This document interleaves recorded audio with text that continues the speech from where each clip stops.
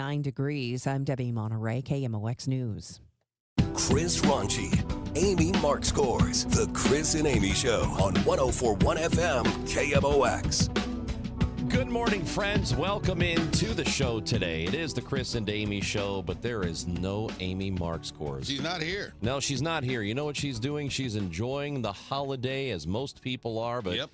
John and I are, we're here for you. Yes, I'm We are here here for every you. holiday. Every stinking holiday. I'm here. And you could say no. I can? You can. I mean, I think you can. Huh.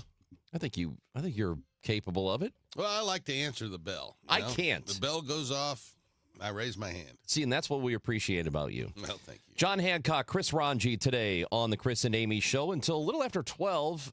We go until 12:10 today because there's Cardinals baseball this afternoon. Milwaukee. That's right. They got a big series against the Brewers, the first place Brewers.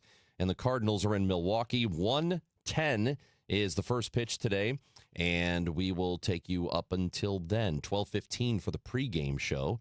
And Cardinal, they split the series so far. It's a game apiece. Right. They had the rain out. Yep. They played two. They've split. And Milwaukee has, obviously, they have played themselves into first place. They're So, good. what did I tell you? Never count out the Brewers ever. Yeah, I mean, they've really got the secret sauce in how they develop players and pitchers, especially. This Mizorowski, who's whatever his name is. Close enough. Yeah. Pitching today, comes in throwing 102. Yep. That's going to be a tough test. ERA 1.89 Man. for him. Libertor's a 4.7 ERA. He pitches today for the Cardinals. That's about right. So, yeah, it's going to be really tough for the Cardinals to get some runs, but hopefully they will do that.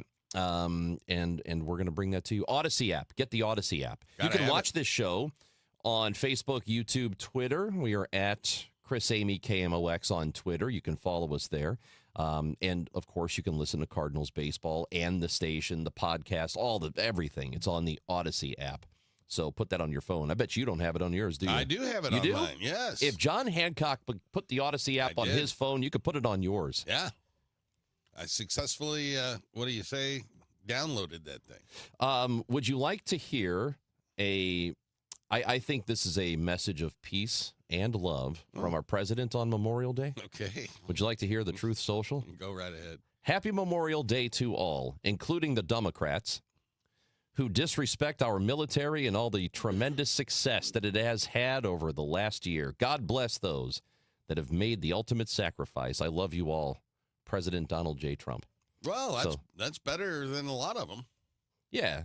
At least he didn't say Happy Memorial Day to all, including the haters and losers or whatever it was he said. Yes. So I think that's a unifying message, isn't it? It's as close as it's going to get, Ronj. Democrats. How do you feel about Democrats? No thoughts. Okay. I mean, 314-436-7900 on this Memorial Day. We hope that you are enjoying the day because that's why we have the holiday. In fact, we're going to talk to Mark Sunlove, who is the managing director at the Soldiers Memorial. Oh, nice. They have a program that starts at 10 o'clock today, and it's free to the public. You can go out there. We'll talk to Mark Sunlove. I got a conversation with him. And if you folks haven't been to the Soldiers it's Memorial really nice. since they've redone it several years ago, it's spectacular.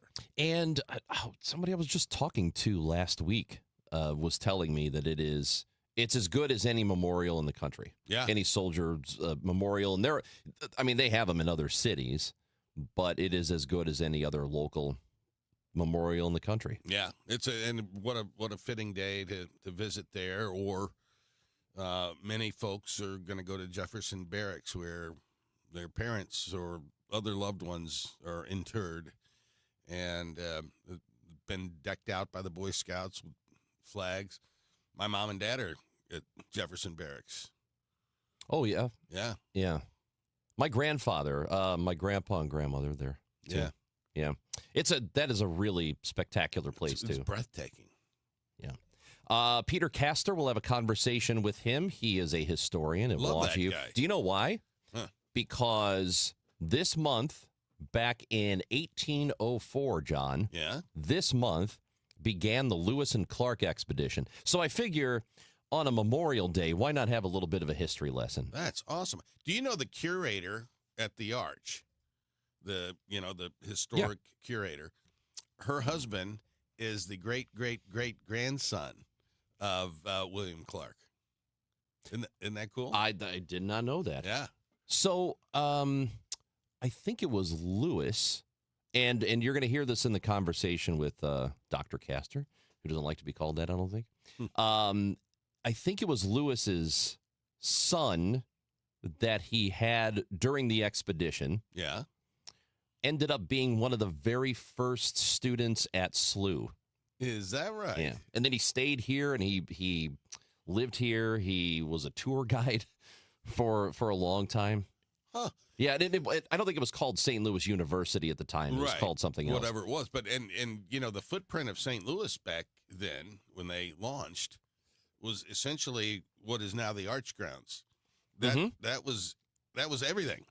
St. Louis. Yeah, that's right. That's where everybody lived. Pierre Chouteau. I mean, everybody. And there's so much history on those grounds at the Arch, in the museum there, by the way. Fantastic. It is. I love to go back and look at old maps or, drawings of what it apparently looked like. Yeah. In the early parts of the city. Yeah. And you would be amazed how close to the river everything actually was. So it could not have ever stayed like that just because of the flooding. Well, that would have been disastrous to but have. just, 70 some years after Lewis and Clark left, the folks in the city thought that there's no possible way that the city is going to grow beyond what we now know as Skinker Boulevard. Wild. And the St. Louis Charter is amazingly, that charter from 150 years ago or so is incredibly one of the things that holds us back as a city. No doubt. No doubt.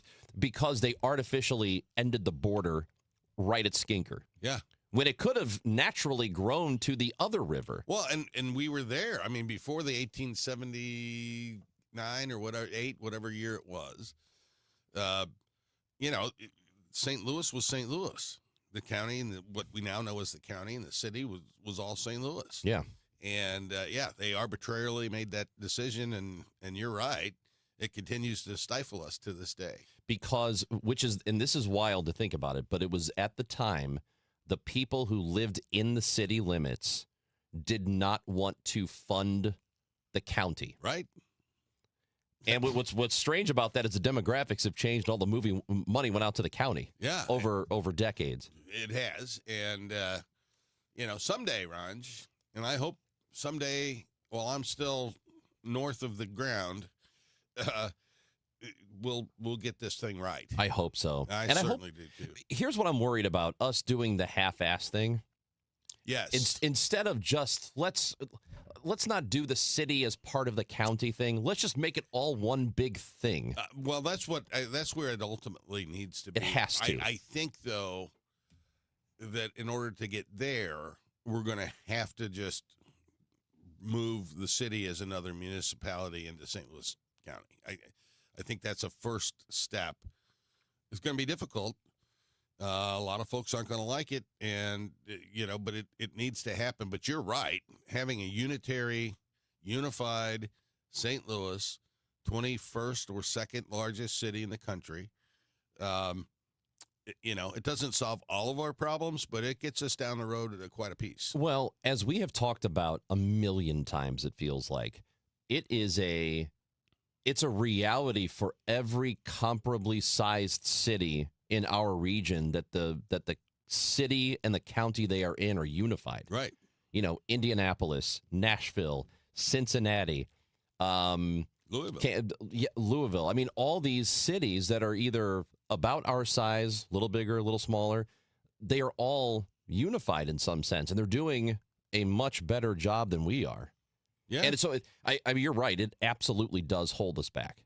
It does, and yeah, and you know we have. I was talking yesterday at lunch. We have 96 mayors between St. Louis City and county. Wild. 56 We have police departments. I think Los Angeles.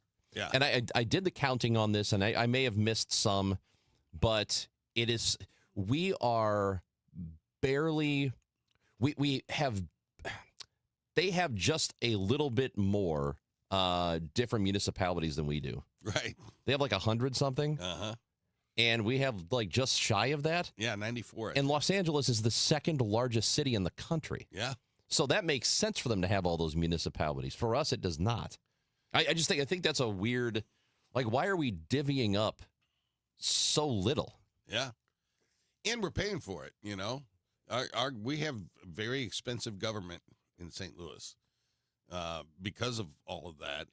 And, you know, there's very little efficiency that you can achieve when you've got that many levels of government, you know, and some small, some larger, but it's a burden, you know, to the taxpayers. And I think if folks really realized how much government is setting us back here, they'd be more open to change, because I do think the change has to come. John Hancock, Chris Ranji today on the Chris and Amy Show. We go until 12:15. That's when Cardinals pregame happens. The Birds take on the Brewers, and they do so in Milwaukee. Hopefully we don't see that stupid Bernie sliding down the slide. Yeah. Because that means they've hit a home run, Milwaukee. That's what it means. So you're going to want to listen all day on this Memorial Day. We thank you for being with us. 314-436-7900, the number on KMOX. You know, most sellers put their home on the market and they just wait to see what happens.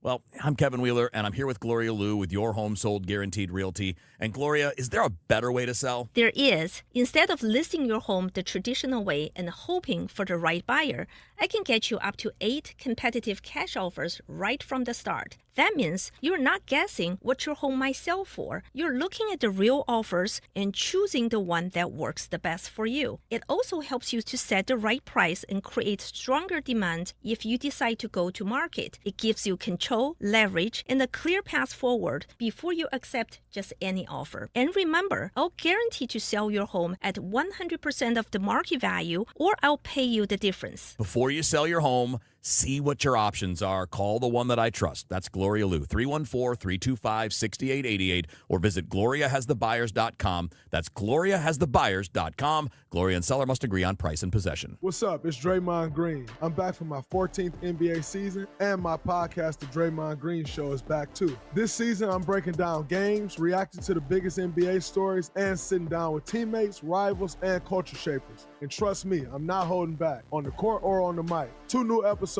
every week. New segments, big conversations, real basketball talk for the real hoop heads. Listen to and follow The Draymond Green Show wherever you get your podcasts.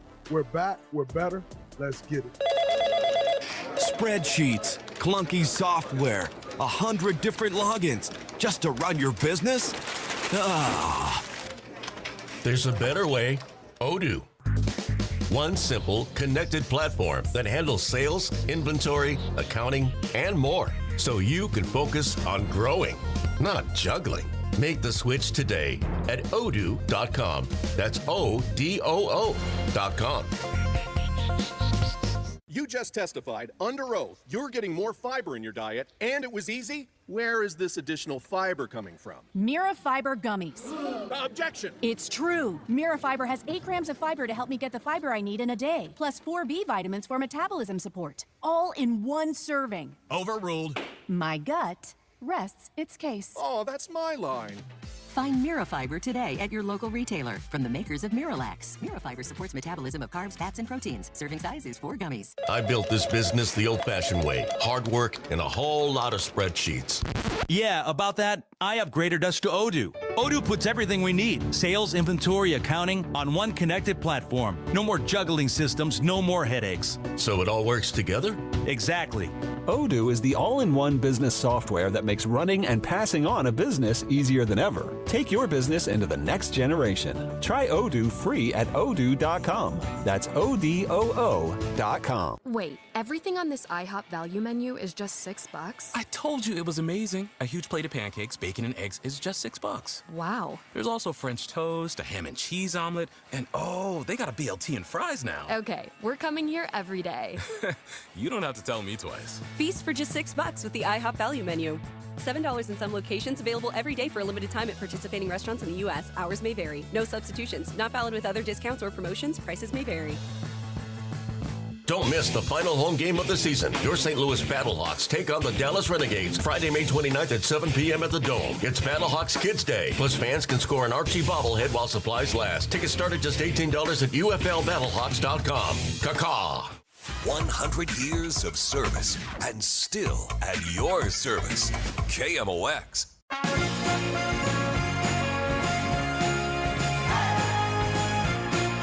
Mr. John Hancock and Chris Ranji today on the Chris and Amy Show. The Battlehawks, you heard that commercial. Yes. They won. They're going to the playoffs. So they're going to the playoffs. Whatever the league is called. It's called the UFL. There John. it is. They keep changing that thing. Well, it's been UFL for a while. It was XFL. There was a UFL. Then they just merged. Yes. And they've called it the UFL. But there is a one more home game, regular season, on the 29th. So it's coming up this weekend. And that's it. And the playoffs. Yeah, the playoffs. So hopefully there will be more. The, what do they call it? The UFL championship game. I forgot what it's called.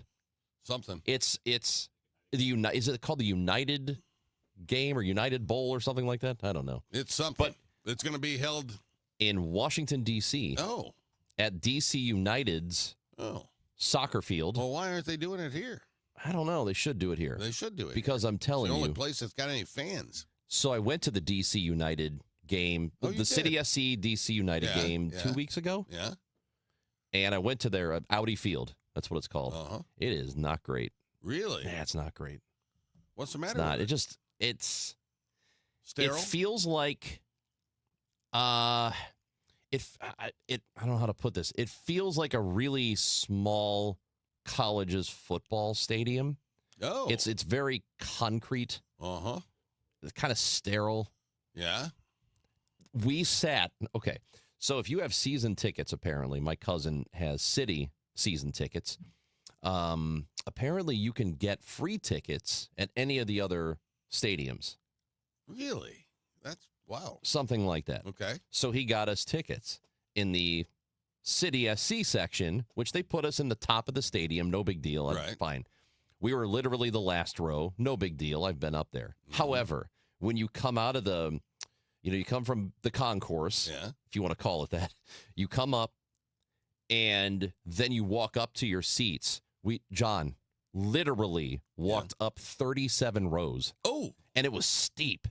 Oh. And I was like, if you're an older person or if you've got a knee problem, you could not do this. There's no way you can make these steps. That about ruined me, I'll tell you that. 37 rows. Man. So, needless to say, we didn't sit there. We were up there, and we're like, okay, let's go find a better spot, and we did. Did we win? We tied. Of course. But we won this weekend. Is that right? Went on Saturday. They won. Huh. It was a fun time. Are they? And it's the last game for a while. Are they in a playoff hunt? Technically, yes. Yeah.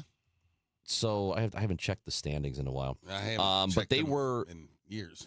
just a few points out. They have 16 points. The final playoff spot right now is 20. It's the LA Galaxy.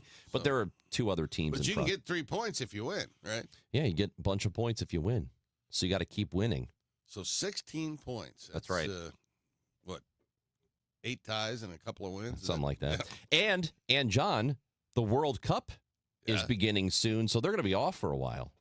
Do you know about the World Cup? I do. That's where everybody comes and plays soccer, and the best country wins. Yeah, that's exactly right. And it's happening in the United States. Yeah. I hear they're worried about the attendance for that thing. So Kansas City had, and this was as of a week or two ago, there was a report that all of the hotels that they set aside, FIFA goes to all the host cities. And they lock in the rooms. And they put a block of rooms because they're expecting a bunch of people to buy tickets, and they do this well in advance. It was something like 90% of all the rooms they had blocked, they had to release. Wow. Because people are not buying tickets. Well, they're not coming.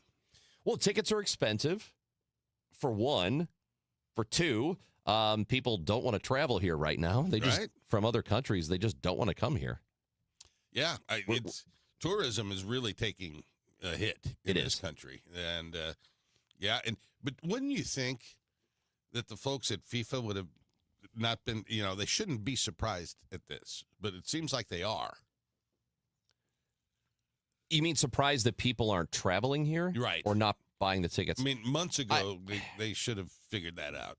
Well, I would think, I don't know, they gave the president that peace award or whatever it was. Mm-hmm. I think they were really trying to get in his good graces for some reason. So they probably don't want to admit that they knew that people weren't going to travel here. And if they didn't know that there was going to be a travel issue, then they're idiots. Has the U.S. ever hosted the World Cup before? Yeah. I wonder if we ever will again. I think it'll be sometime, but yeah, I think it'll happen again. It's too big of a country for it to not happen here. I suppose, but it's not a good look globally. No, it is not a good look for us. No. John Hancock, Chris Ranji, feel free to check in on the show, 314-436-7900. Now, you can call that number. You can call it. You can text it. You can text that number. That's kind of a new innovation, isn't it? This texter says, Chris and John, my wife wanted me to remind you it was Sacagawea's son, not Lewis's son, that went to SLU. I don't think that's accurate. That might have been that might have happened, but I know for a fact from Peter Castor. That's an authority right there. He is an authority, and you cannot argue against him. And Sacagawea, she was awful tough. I mean, she was big. She was big time. Right, but it was I forgot which one of them. Their son. I think it was Lewis. I think it was Meriwether Lewis. Could be, and Sacagawea's son, according to our texter. That's what they say. I wonder what his name was. You'll find that out in the conversation with Peter Castor. Wow. Yeah. I'll have to tune in for that. Yeah, you're going to have to. You'll be here. Oh, that's an excellent You'll point. be right here, Bubba. You're not going anywhere, are you? No. When is he coming up? We're going to, let's see, 11:30? No, 11 o'clock today. 11 o'clock. Yep. Dr. Peter Castor. Love the guy. Yeah, me too. He is one of my favorites, and just his American Revolution knowledge is off the charts. We did a whole program with him. Yeah. About that, and he was incredible. Love the guy. So we'll talk to him at 11. We have him on every Three Flags Day. Do you know about Three Flags Day? That was the handoff from Spain to France to the U.S. That's correct. Mm-hmm. So took place on the Arch Grounds. That's right. Yes. Yeah, very close. There was a fort. Did you know there was this is a huge history lesson on the east side? Well, no, there was a Fort San Carlos, I believe, and it was around where the Ballpark Village parking lot is. Nice. In that area. Huh. How about that? That's the westernmost battle of the American Revolution took place here. That is correct. Was in St. Louis. Uh-huh. Yep. Look at how much we know on this show. You can leave us voice messages on the Odyssey app and tell us that we're wrong about the history if you want to. Download the Odyssey app where you listen to the show live. There is a button that says leave a message. You can record a short message and send it to us. Did Sacagawea have a last name? You were asking the wrong guy. Because I know nobody in this. I know James and Jonathan don't know. There's no chance. At some point, the Sacagawean family had to have a last name. I don't know if that's true. Well, you got to think there's descendants, and I don't know anybody that doesn't have a last name except for Cher. And Prince? No, he had a last name. Oh, yeah. Nelson. Right. So I'm thinking that somewhere, you got to ask Dr. Castor. Sacagawea had to have a last name at some point. Yes, John. Google says she did not. Well, she didn't, but somewhere her kid did, her grandchildren. Why? Because you got to have a last name. You don't have to. Well, I mean, how are you going to get a Social Security card? You don't have to have a middle name. And so why do you need a last name? No, I think you don't have to have a middle name, or That's you can right. have 2 middle names or 3 middle names. Mm-hmm. I got this gal on NPR over there. Has got like 5 names whenever she introduces herself. Well, that might be a hyphenated name. Yeah, that's But Sacagawea had to have at some point a last name, and I want to know what it is. It is Memorial Day, and we celebrate that day with you, and we are glad you're taking time out of your day to stay with us. When we come back, a conversation with Mark Sunlove, who is the managing director at Soldiers Memorial Military Museum in downtown St. Louis. They have a program starting at 10 o'clock, and it is free and open to the public. You can head that way if you are looking for something to do this morning. Mark Sunlove on the show when we come back on 104.1 FM KMOX. St. Louis is a baseball town, and the Gas House Gang talks Cardinals baseball. Ackerman, Ranji, Nicholas, and Claves bring informed opinions and real insight. Smart baseball talk from guys who truly know the game. And every Tuesday at noon, it's All Access with Cardinals manager Ollie Marmol. Passion, knowledge, the best baseball talk in town. The Gas House Gang, weekdays at noon. We know baseball. KMOX. Anheuser-Busch Brewery Experiences invites you to step up to the plate for an unforgettable happy hour at the Beer Garden on Thursday, May 28th. Join me, Tom Ackerman, and a panel of legendary Cardinals, including Ozzie Smith, Al Raboski, and Matt Adams for the Redbird Roundtable. Kick off baseball's big weekend with ice-cold beer and unforgettable fan experiences. Behind-the-scenes stories, legendary moments during a live panel discussion. See you at the Beer Garden May 28th, BudweiserTours.com. Now, KMOX weather from the Saliga Heating and Cooling Weather Desk. It is nice out there, 74 degrees in St. Louis, mostly sunny. We will have a high of 83 on this Memorial Day. Tonight, a low of 61. For the last 33 years, you've discovered that at Banner Construction, we pride ourselves on quality craftsmanship. We believe the single most important decision homeowners must make when considering an exterior restoration project is, who do you hire? At Banner, we provide well-engineered, meaningful, long-term solutions to transform your home into the pride of the neighborhood. Let us help you fall in love with your home all over again. Call 314-569-1050 or visit bannerconstruction.com and have a banner day. It's time for a $98 AC tune-up. This is Congressman Bob Onder. Americans demanded border security, and House Republicans delivered. According to the Department of Homeland Security, for 10 consecutive months, U.S. Customs and Border Protection has reported 0 illegal aliens released at the border. I'm proud to have worked with the Trump administration to secure our southern border and uphold our immigration laws, and will keep fighting to advance strong policies that protect Missourians and keep America safe. Paid for by official funds authorized by the House of Representatives. Hey Missouri, it's game time. Start betting like a pro with the world's largest sportsbook at your fingertips. Hi, I'm Derek Stevens. I'm a lifelong sports bettor and I'm the owner of Circus Sports. It's sports betting the way it should be, with high limits, player-friendly pricing, exceptional customer service, and more. Download your new bookie at circusports.com. The action starts now, Missouri. Experience the difference with Circus Sports. Bet like a pro.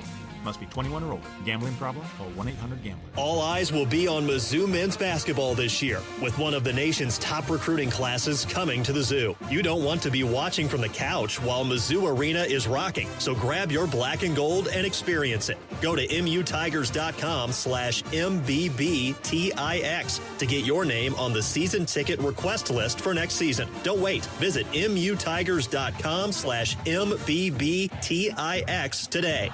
MIZ. Lunch was great, but this traffic is awful. Can we stop at a bathroom? Are you all right? I keep having stomach issues after eating, like diarrhea, gas and bloating, abdominal pain, and sometimes oily stools. Sound familiar? Those stomach issues may actually be a pancreas issue called exocrine pancreatic insufficiency, or EPI. Creon pancrelipase may help manage EPI. Creon is a prescription medicine used to treat people who can't digest food normally because their pancreas doesn't make enough enzymes. Creon may increase your chance of fibrosing colonopathy, a rare bowel disorder. Tell your doctor if you have a history of intestinal blockage or scarring or thickening of your bowel wall, if you are allergic to pork, or if you have gout, kidney problems, or worsening of painful swollen joints. Call your doctor if you have any unusual or severe gastrointestinal symptoms or allergic reactions. Take Creon as directed by your doctor and always with food. Do not chew capsules as this may cause mouth irritation. Other side effects may include blood sugar changes, gas, dizziness, sore throat, and cough. These are not all the side effects of Creon. Call 800-633-9110 or visit creoninfo.com to learn more. That's CREONinfo.com. I'm asking my doctor about EPI and if Creon could help. Get inside your Redbirds in the 2026 season every Tuesday at noon. It's All Access with Cardinals manager Ollie Marmol on your voice of the Cardinals, KMOX.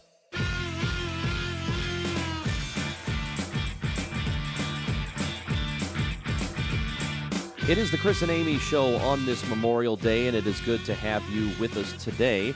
And now it is time to go to the Quiver River Electric guest line. And once again, we talk with Mark Sunlove, who is the managing director of Soldiers Memorial Military Museum here in St. Louis, right across the street, in fact. And there is a big day happening today, as you can imagine. Mark, we appreciate you being with us today on this Memorial Day. How are you?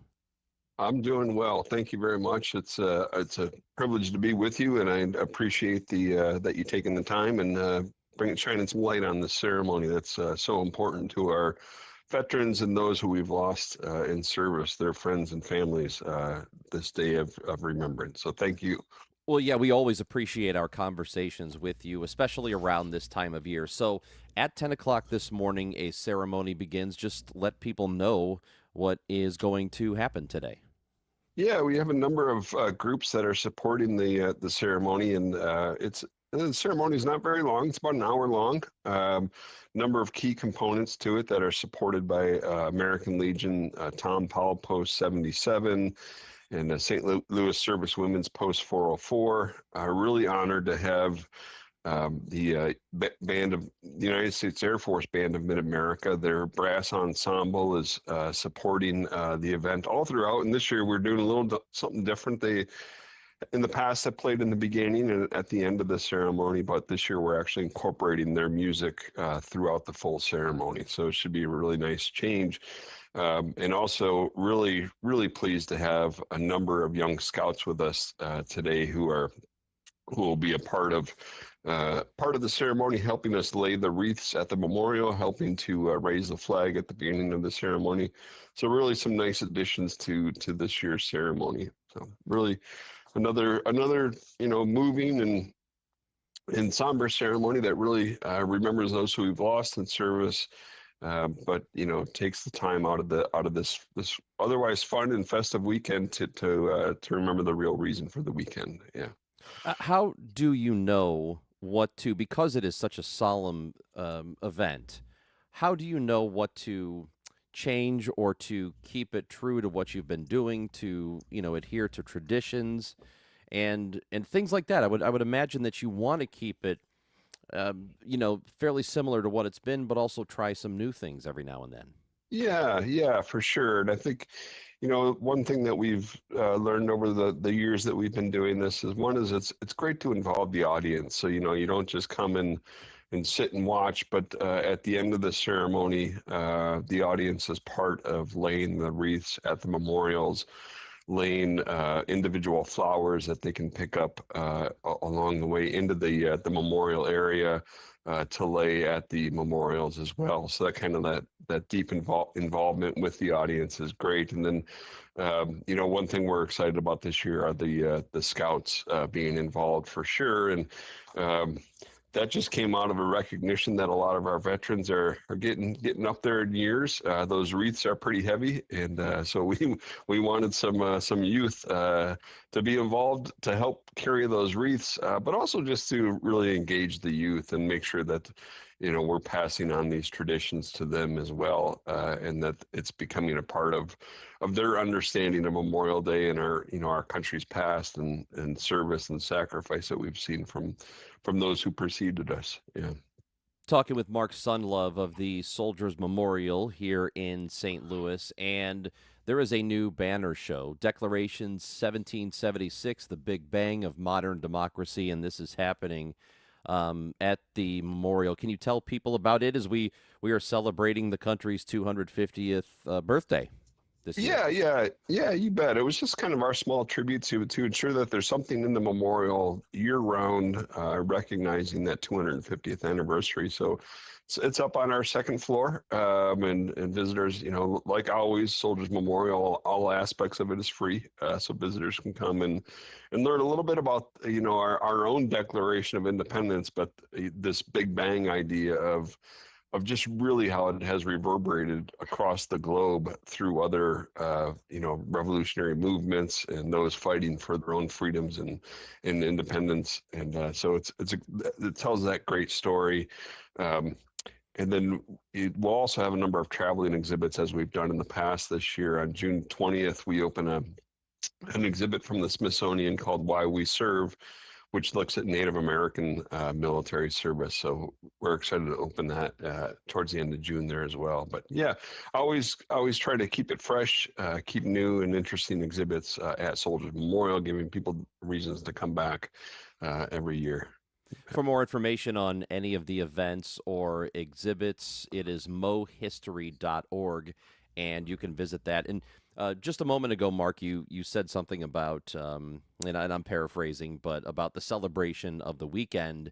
We most people have the day off. Most people are off on Memorial Day. It is considered a holiday, so they're out and they're grilling. Maybe they're on boats and they're doing all kinds of celebratory activity. And then sometimes you'll hear from people who say, this day isn't about that. It isn't about, being out and about and drinking beer with your friends and that sort of thing. What is the proper way to acknowledge a day like today? While people do have the holiday and they're going to be out doing things, in particular if the weather is good, but how do you do that and then also properly acknowledge the reason we have the holiday? Yeah, I think, what I tell folks is do both.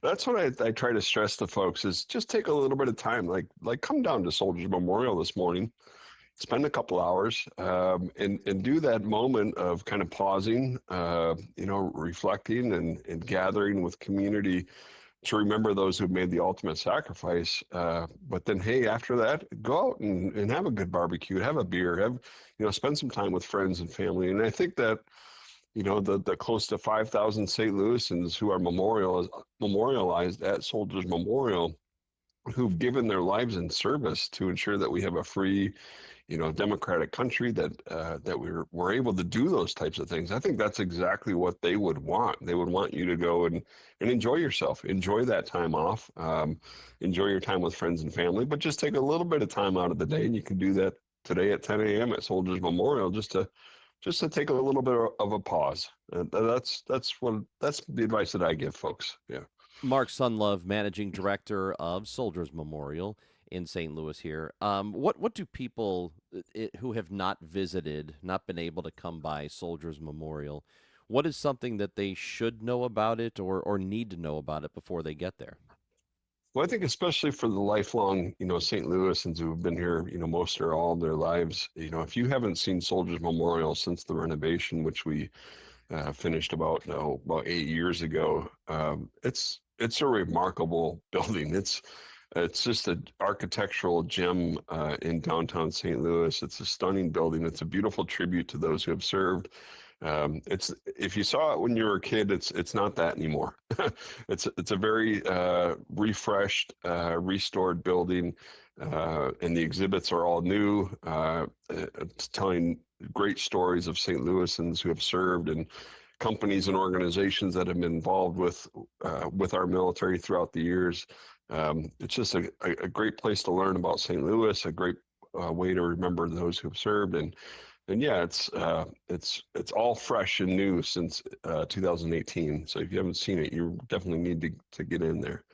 How does this one compare to those that exist nationally? I mean, I have seen many of the memorials in Washington, D.C., in the nation's capital. It's a little bit different, though, what happens at local levels, because there are memorials around the country.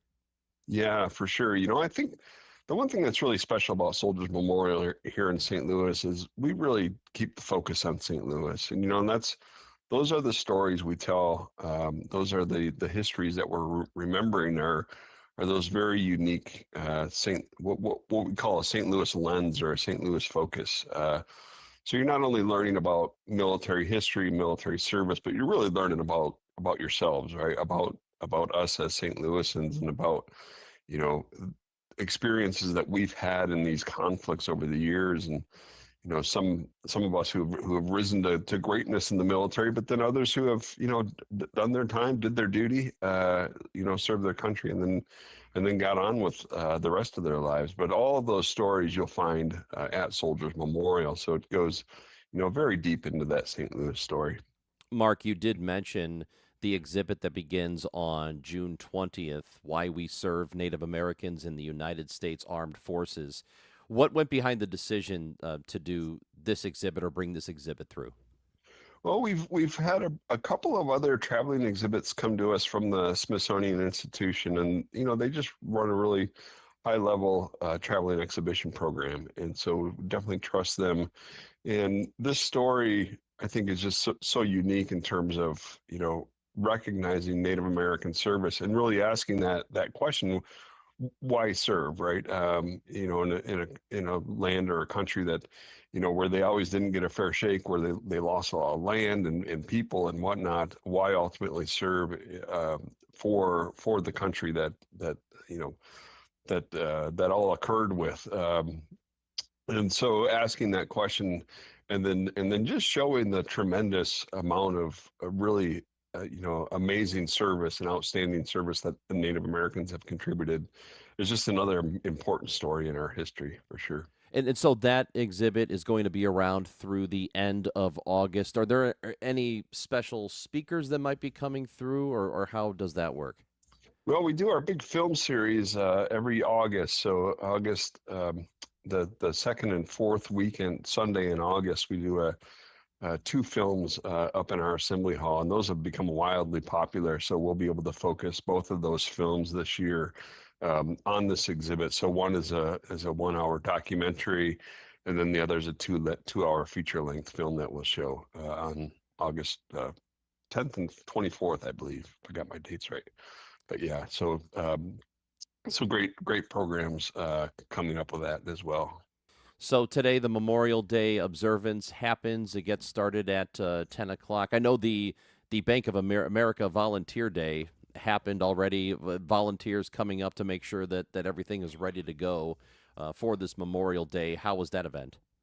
That was great. And, I think, talking with those folks, what I stressed to them was that, yes, the Missouri Historical Society is responsible for operating Soldiers Memorial, but it was really built back in the 30s to be a memorial for the people of St. Louis.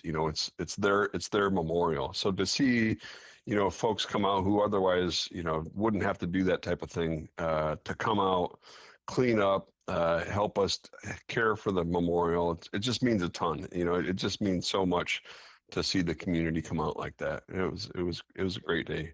Yeah. Well, Mark, we talked about what's happening today, what's coming up here in the next couple of months. Any longer term plans for the memorial that are in the works that we should know about?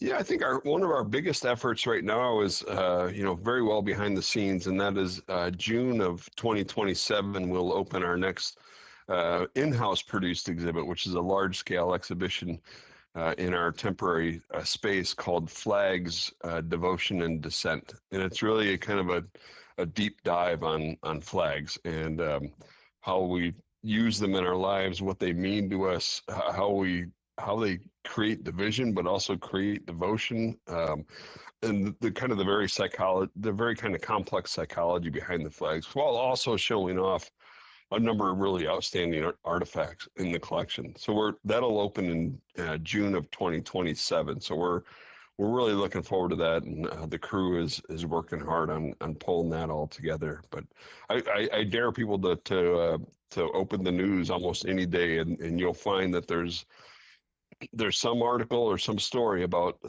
the use of some flag somewhere. It's quite when you start to pay attention, it's like, oh yeah, these stories are all over the place about flags and how they're, people are using them for meaning and identifying themselves, and it's really quite complex and a great story. But yeah, so we're excited to open that one up. Well, I know we are really lucky to have the Soldiers Memorial, and as beautiful as that building is, have it right in the center of downtown. And looking forward to today, 10 o'clock Memorial Day observance at the memorial. It is free, open to the public, yes? Yes, yep, all free, always free. We're open Monday all day. Typically, we're Wednesday through Sunday, but of course, from Memorial Day, we'll be open all day, 10 a.m. to 5 p.m. Fantastic. Mark Sunlove, love talking with you. Thank you so much for being with us again today. All right. Thank you, Chris. I appreciate all you're doing, and I appreciate raising awareness of Soldiers Memorial. Thank you. That is Managing Director of Soldiers Memorial Military Museum here in St. Louis, Mark Sunlove, joining us on the show today. It's the Chris and Amy Show on this Memorial Day on 104.1 FM KMOX. Tomorrow, some of us will wake up and it will be our last day on this earth. It will be unexpected and without warning. Each year, 250,000 people will die from medical malpractice, the third leading cause of death in America.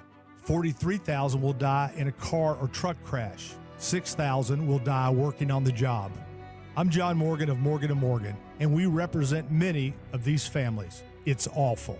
Unfortunately, many times some of these family members are not speaking and never get to say, I'm sorry or goodbye. If you're at odds with a loved one, listen closely. Pick up the phone, call them, say you're sorry.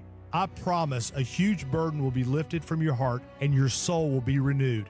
Even if you're not wrong in your own mind, it doesn't matter. Death is bad enough. Death without closure and love will follow you the rest of your days. Trust me on this. Morgan & Morgan. Injured? Dial Pound Law or visit forthepeople.com for an office near you. Tarps Off Mania is sweeping Cardinals Nation. But before you take your shirt off, make sure it's a shirt worth taking off. Friday before Cards and Cubs at Busch, the DGS broadcasts live from patios starting at 3 p.m., counting down to first pitch. And Rally House will be on site with gear so good, you might actually want to keep your shirt on. It's your city. It's your house. It's Rally House with DGS live from patios Friday, May 29th.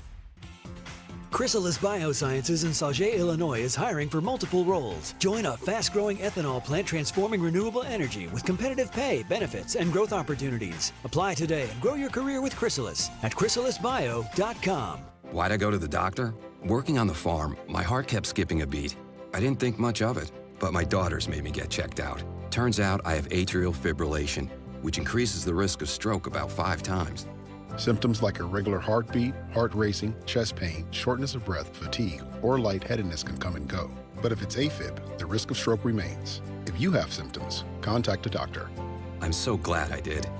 Visit notimetowait.com. Sponsored by Bristol-Myers Squibb and Pfizer. Get ready for laughs and adventure with Gilbert and Sullivan's The Pirates of Penzance. Join Opera Theater of St. Louis from May 23rd to June 27th for a high-energy tale of romance, comedy, and clever mischief. Follow a young pirate as he leaves the ship behind for crazy hijinks on land as he searches for true love. It's a wild ride for the whole family, full of fun, duty, and destiny. Tickets start at just $25. For tickets and more information, visit experienceopera.org. Carpal tunnel syndrome, heart failure that doesn't improve with common medicines. These are some signs and symptoms associated with ATTR-CM, or the cardiomyopathy of ATTR amyloidosis, a serious heart condition with symptoms that get worse over time. Amvuttra, vutrisiran, is a prescription medicine given by a healthcare provider that treats ATTR-CM in adults to reduce heart-related death, hospital stays, and urgent visits. In a clinical study, Amvuttra was proven to help people live longer and have fewer heart-related hospital stays and urgent visits over 3 years compared to placebo. Amvuttra lowers the amount of vitamin A in your blood, which can affect vision. Other side effects include pain in the arms or legs, pain in the joints, and shortness of breath. These are not all the possible side effects of Amvuttra. For prescribing information, call 1-833-256-2748 or learn more at Amvuttra.com. Ask your doctor about Amvuttra for ATTRCM. For all station contest rules, go to KMOX.com/rules. Broadcasting from the Scott Credit Union Studio, 104.1 FM KMOX. Chris Ranji, Amy Marks Kors. The Chris and Amy Show on 104.1 FM KMOX.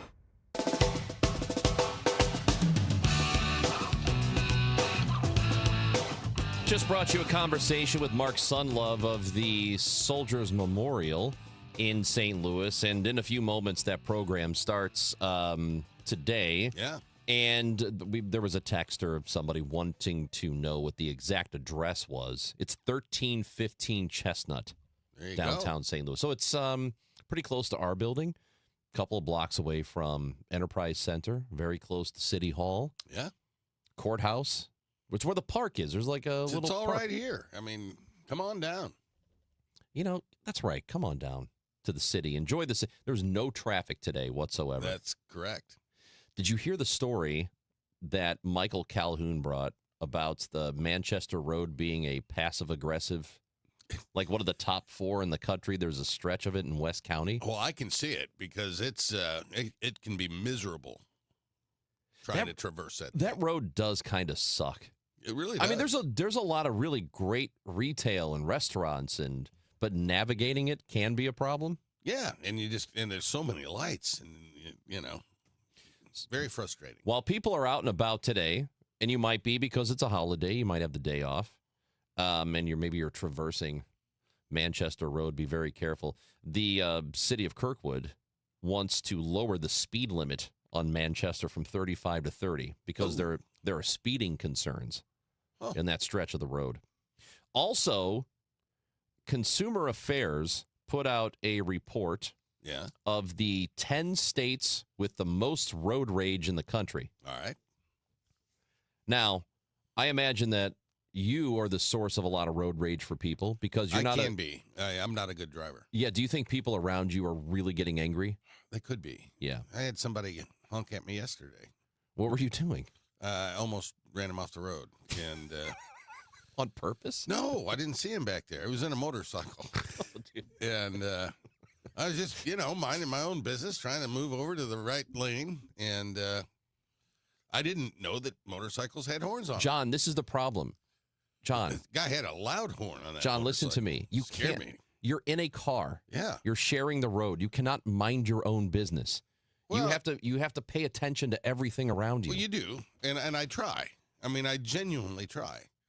But that motorcycle, I looked in the mirror there, and the mirror up there, and even turned my head around. Well, I want you to think about where you think the state of Missouri and the state of Illinois, for that matter, rank in terms of road. Be high. Well, I'm going to bring you the results, but you're going to have to wait for them. Huh. You have to wait a little bit of time. All right. Illinois. I'll tell you what. We're gonna go to the news here. We're gonna take a quick break. We're gonna do the news. When we come back, I'm gonna tell you where Missouri and Illinois rank in terms of road rage in the country. I will be itching. And also going to bring to you a little bit of audio from General Mark Hertling, retired from the United States Army. Great he guy. is wonderful. We had him on the show about 3 weeks ago or so, and he has written a book. And in part of that discussion, he mentioned the cigar box and the phrase "make it matter." And I thought it was a really great message, and I want to bring that back to you and hear him talk about that because it's perfect for Memorial Day and thought the people would like to hear it. So we will do that. Matt Pauley is going to talk sports with us at 10:30. Peter Castor, historian, will join the show. A lot happening on the Chris and Amy Show until 12:15 when it's Cardinals pregame on KMOX. Hello, 4th of July. Back-to-back Jack. Kerry Robinson, a hero tonight. The Cubs visit St. Louis May 29th through the 31st for a weekend of baseball's best rivalry at Busch Stadium. The history is real, the fans are loud, and the energy in the ballpark is unmatched. Day or night, every pitch matters when these two meet. Get ready, Cardinals fans. This is what summer baseball in St. Louis is all about. Don't miss a moment of it. Get your tickets at cardinals.com. The weekend starts at Busch Stadium. Grab your crew and kick it off at Friday Night Live. Every Friday night home game, Budweiser Terrace turns into the hottest happy hour in the Louvre. With $5 beers, $5 hot dogs, $7 margaritas, live music, and more all game long. Meet up with friends, soak in the energy, and keep the night going with baseball under the lights. Good vibes, great deals, your new Friday tradition. Get tickets now at cardinals.com. I'm Piera Palazzolo, VP of Digital Marketing for the American Management Association, a company focused on the management training skills needed to enhance the careers of business professionals. We did our research when it came to the best companies for website development and chose AmericanEagle.com. And we couldn't be happier. AmericanEagle.com worked closely with us to understand the front and back end requirements needed to launch an e-commerce website that could handle the complexities of running thousands of seminars nationwide. Our robust new website and improved SEO saw immediate increases in site traffic and web revenue. If you're in need of managerial effectiveness and success, visit our website at amanet.org. If you're in need of a website that provides an unparalleled consumer experience, I highly recommend AmericanEagle.com. Transform your business today. Dial 877-WebNow1 for a free digital consultation with AmericanEagle.com. Meet me at the Muni in Forest Park. Muni tickets for 2026 are on sale now, featuring Hairspray, Shrek the Musical, South Pacific, Disney's Newsies, Ain't Too Proud, The Life and Times of the Temptations, Meet Me in St. Louis, and Something Rotten. Choose your seats now at muni.org. Meet me at the Muni in Forest Park. Spring cleaning rule number 1, out with the old, in with the new. And frankly, your family's old internet connection is a dinosaur. Upgrade to the 1 gig modern family standard from i3 Broadband. It's 100% true in-home fiber with equal upload and download speeds, so your teenager's gaming won't crash your video call. Even better, we're currently offering our longest price guarantees ever on our gig speed internet services. Say goodbye to exploding promo prices and hello to budget certainty. Visit i3broadband.com/radio and start your spring off right. News, talk, cards. KMOX AM St. Louis. KMOX FM Hazelwood. Always live on the free Odyssey app. It's going on 10:01, and we have sunshine with a few clouds in downtown St. Louis, 72 degrees. I'm Debbie Monterey. The ceremony that you are about to witness is the changing of the guard. Memorial Day wreath ceremony at the Tomb of the Unknown Soldier at Arlington National Cemetery in Washington, D.C. The holiday's origins can be traced to Decoration Day, which occurred May 30th, 1868, after an organization of Union veterans called for decorating war graves of Civil War dead with flowers that were in bloom. Those hitting the road this Memorial Day weekend are finding sky-high gas prices to be an issue. According to Gas Buddy, drivers in at least 14 states are facing new record gas prices for Memorial Day. They're surpassing the highs set back in 2022. And collectively, Americans are paying $2 billion more on gas this holiday weekend compared to last year. That's ABC's Elizabeth Schulze, but no hurry to fix the gas price situation. Speaking to reporters, Secretary of State Marco Rubio says President Trump wants to make the right deal with Iran. As the president said, he's not in a hurry. He's not going to make a bad deal. I mean, the president's not going to make a bad agreement. So let's see what happens. We're going to give diplomacy every chance to succeed before we explore the alternative. Looks like the framework for an agreement extends the ceasefire again for another 60 days. East St. Louis police have implemented a city ordinance to crack down on large gatherings. Announced Saturday, it prohibits loitering, hanging out, or gathering in parking lots in front of businesses, outside clubs, or along downtown streets. Both the East St. Louis Police Department and government posting the announcement on Facebook over the weekend, saying it's intended to support public safety in business areas. The ordinance also allows for arrests and vehicle searches of any violators. coordinators. St. Louis University naming its next provost. Kathy Johnson will take over as SLU's vice president and provost July 13th. She's currently president of the University of New Orleans. This comes as SLU's current provost, Michael Lewis, transitions into his new role as president of St. Anselm College in Manchester, New Hampshire. From the KMOX business desk, have you wished or thought there should be an app like Uber but for lawn care? Well, GreenPal, a Nashville-based app, that's a lawn care app, is coming to St. Louis this week. The app connects homeowners with local lawn care services. After the service is completed, the time-stamped photo is uploaded so users can confirm that the lawn work was completed before having to pay. This afternoon will be warm and pleasant with sunshine and some clouds, high 81. Increasing clouds, mild tonight, though 62. Tomorrow, mostly cloudy. Watch out for a shower later in the afternoon, high 80.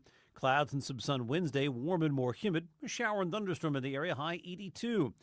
From the Saliga Heating and Cooling Weather Desk, I'm AccuWeather meteorologist Joe Lundberg on 104.1 FM KMOX. Right now it's 72 degrees with sun and clouds in downtown St. Louis. I'm Debbie Monterey, KMOX News. The Chris and Amy Show on 104.1 FM KMOX and the free Odyssey app.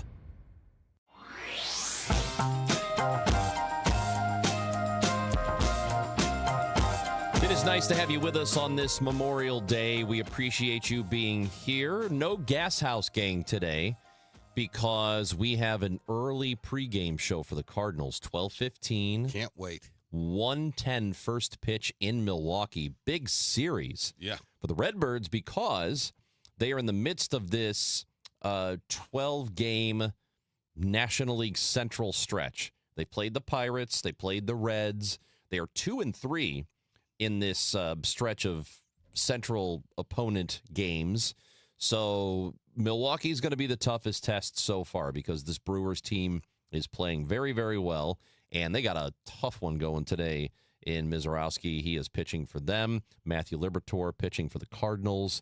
So buckle down, baby. Yeah, it's going to be a very, very key series. This whole stretch against the NL Central is telling. Yeah. We'll see how we come out on the other side. You can listen here on 104.1 FM. Of course, the Odyssey app. You should have the app downloaded to your phone.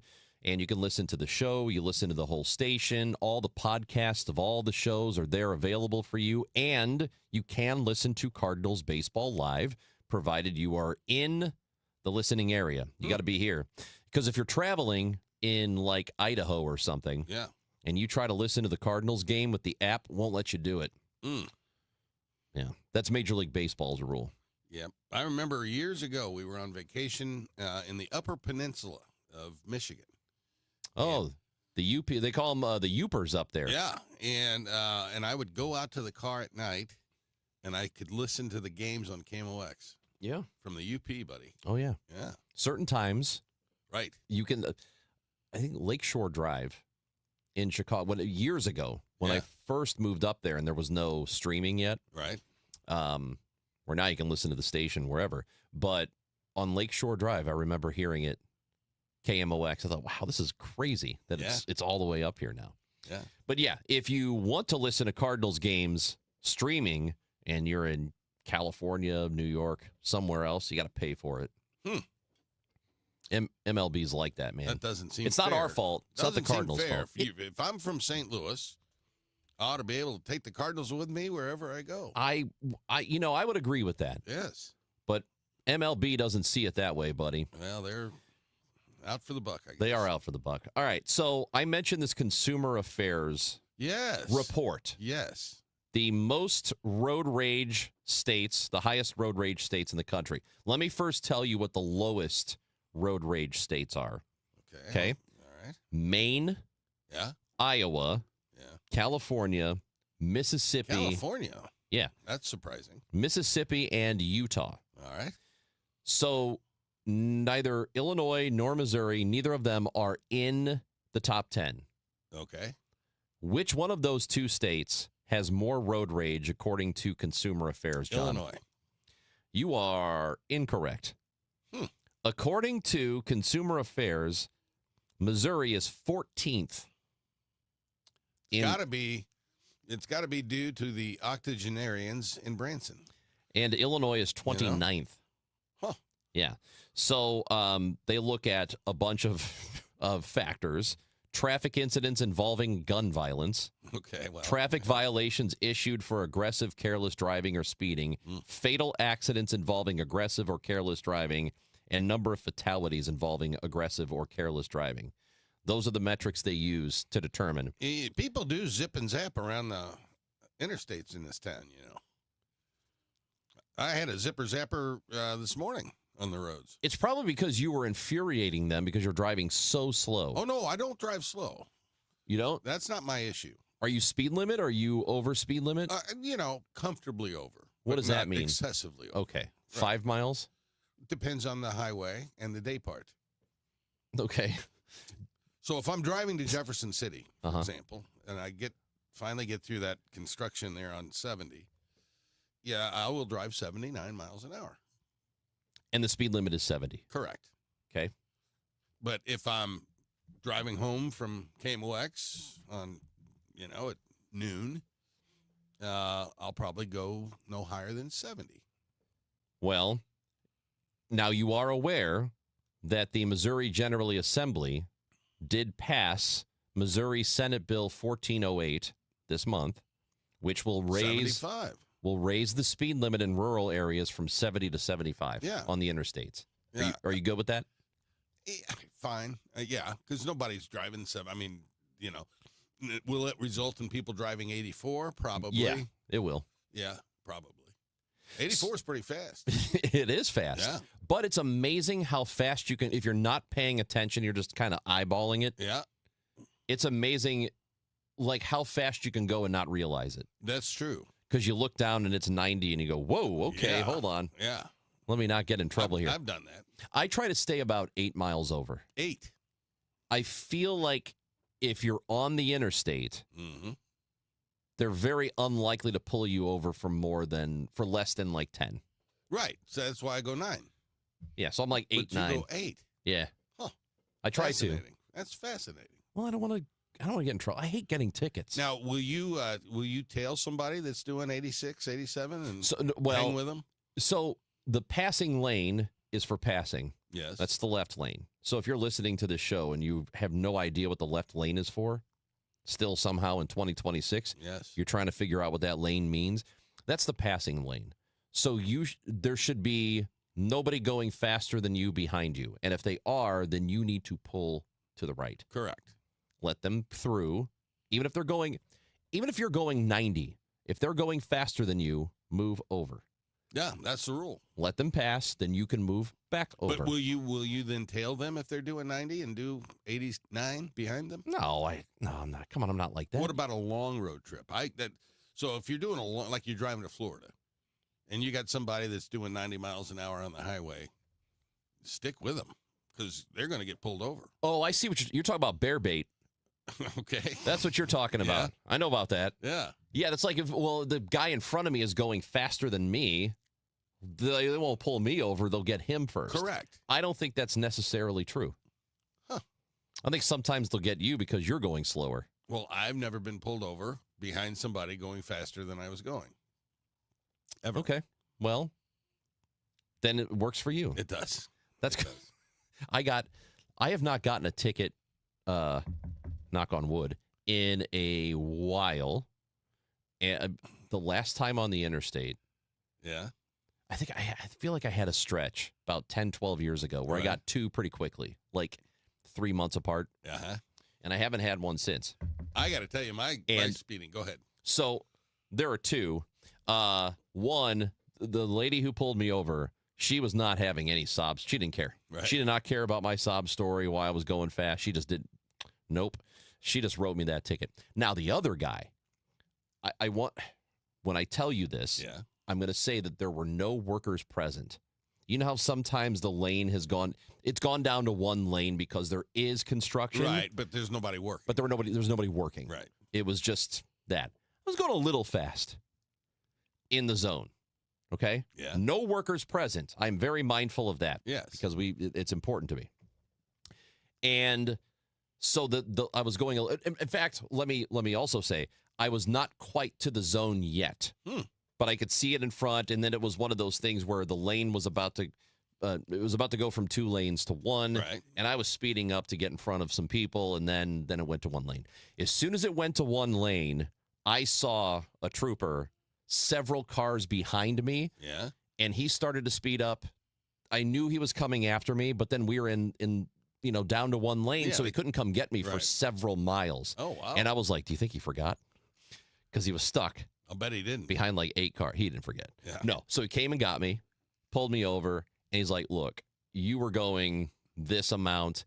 I'm not going to write it for that. I'm going to write it for much less, because if I wrote it for this, you're going to owe a lot of money. And I'm like, okay, thanks, buddy. That was yeah, he's super cool about it. Illinois State Troopers doing a great job out there. When we first moved into our home in Chesterfield, in a span of a week, I got 2 tickets on the outer road for speeding. Oh. Horrible. So you got to go to the Chesterfield, municipal court deal. And I thought, this is a teachable moment. So I got 2 young kids.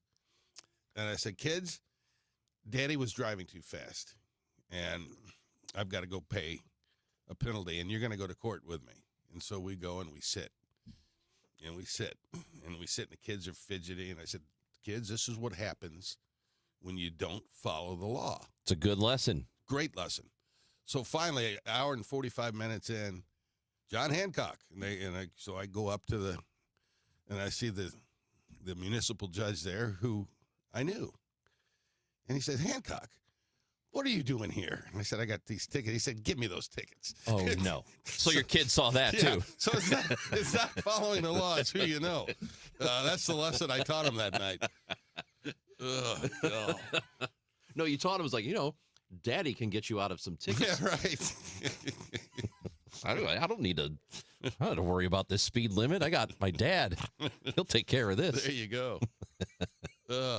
Don't let that happen. No. So we are 14th in road rage here in Missouri. Wow. That is up 10 spots from the year before, when we were at 24. Illinois is only at 29. Oh. The number 1 worst road rage state. Oh, hold on. Okay, let me. I don't think you're going to get this one. Colorado. No. Louisiana. Interesting. Colorado is high, though. It's Louisiana, New Mexico, then Colorado. All right. Arkansas, Montana. A lot of states. These are states with a lot of guns, I think, is what's going on here. Yeah. Then New Jersey, North Carolina. Yeah. Hawaii. How could it be true in Hawaii? No kidding. Yeah. Huh. That's crazy. It's you Hawaii. You ever go to Hawaii? No. Oh, you got to go. I know. Take the road to Hana. Okay. Yeah, that's the way it's on the island of Maui. Then Nevada and Florida, that rounds out your top 10. So, look, if you are on the road coming back from wherever you were today on this Memorial Day, be very, very careful, okay? Don't get involved in road rage. No. What's the matter with you? I told you that there was some sound from General Mark Hertling. Yes. Wanted to get to, and we will do that.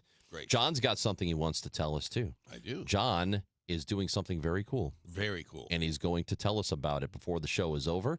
We are with you until 12:15 when the Cardinals pregame show happens. They're getting ready for baseball this afternoon in Milwaukee. 1:10 first pitch on 104.1 FM and the free Odyssey app. Men, if you're suffering from erectile dysfunction or PE, you're not alone. Most importantly, you don't have to live with it. Paramount Men's Medical Center restores men's sex lives in just one visit. Their painless breakthrough treatments eliminate ED and PE, even when Viagra and Cialis don't work. Here's Dr. Simovitz, specialist in men's health. Paramount Men's Medical Center's painless breakthrough treatments eliminate ED and PE, regardless of age or medical history. 98% of patients see instant results right in the office. Men are now lasting longer than they ever imagined. And the best part, at Paramount Men's Medical Center, your consultation and first treatment are free. Qualified patients even get their testosterone checked free. Call 314-720-8444. 314-720-8444. Take control of your sex life. Call now. 314-720-8444. The smartest way to do your homework is Heckman Lumber. Thinking about building a new deck? Start with the trained professionals at Hackman Lumber, home of one of the largest inventories of decking materials and accessories in Missouri. From treated lumber and cedar to all the leading names in decking, their team will help you choose the perfect materials for your dream deck. Then finish it off with endless railing options, balusters, and LED deck lighting to bring your backyard to life. Hackman Lumber will not be undersold on in-stock decking materials, guaranteed. Do it yourself? Their team is ready to help. Also, check out their expanded paint department with custom color matching. And don't forget, follow Hackman Lumber on Facebook, Instagram, and TikTok to catch weekly deals, specials, and project inspiration all season long. Or visit us at hackmanstl.com. Locations in St. Peters, Troy, and Pacific, Missouri. Chuck McDowell here with Red Pocket Mobile. How long have you been stuck with the same phone plan? 2 years? 5? 10? Are you tired of surprise fees and confusing bills that never match what you thought you were paying? Cut the nonsense. Right now at redpocket.com, new and existing customers adding a line can get our premium 5G plan for just $5 a month. That's only $60 a year. And here's the kicker. Red Pocket Mobile gives you access to all 3 5G networks. You pick the one that works best where you live or work, or switch anytime for better coverage. And with Red Pocket, you keep your phone and your number. Why in the world would you not switch? Red Pocket Mobile, your new ultimate cell carrier. Celebrate Memorial Day with big savings from Red Pocket Mobile. Right now, new and existing customers can get our premium 5G plan for just $5 a month. Just $60 a year and choose from all 3 major 5G networks with one locked-in low price at redpocket.com. That's redpocket.com. Redpocket.com. Ready or not, summer is coming, and Wayfair's Memorial Day clearance is on now. Right now through May 25th, get up to 70% off everything home at Wayfair. Plus, score amazing doorbuster deals all sale long and surprise flash deals on Memorial Day. We're talking thousands of products at every style and budget. Now is the time to save big on must-haves for your patio, backyard, and beyond. These savings won't last, so don't wait. Shop Wayfair's Memorial Day clearance now through May 25th. Wayfair, every style, every home. Why'd I go to the doctor? Working on the farm, my heart kept skipping a beat. I didn't think much of it, but my daughters made me get checked out. Turns out I have atrial fibrillation, which increases the risk of stroke about 5 times. Symptoms like irregular heartbeat, heart racing, chest pain, shortness of breath, fatigue, or lightheadedness can come and go. But if it's AFib, the risk of stroke remains. If you have symptoms, contact a doctor. I'm so glad I did. Visit notimetowait.com. Sponsored by Bristol-Myers Squibb and Pfizer. Don't miss the final home game of the season. Your St. Louis Battlehawks take on the Dallas Renegades Friday, May 29th at 7 p.m. at the Dome. It's Battlehawks Kids Day. Plus, fans can score an Archie bobblehead while supplies last. Tickets start at just $18 at UFLBattlehawks.com. Caw-caw. Still here, still trusted. The voice of St. Louis, KMOX.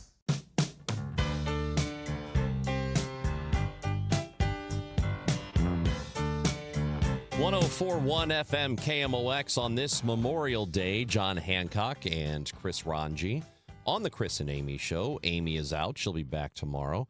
No Gas House Gang today, but there will be baseball. Cardinal baseball. Cardinals Brewers. You'll want to listen in. Big game, big series. First of 3 in Milwaukee. What we do know for a fact is there will be no rainouts unless the roof collapses, in which case there are much bigger problems.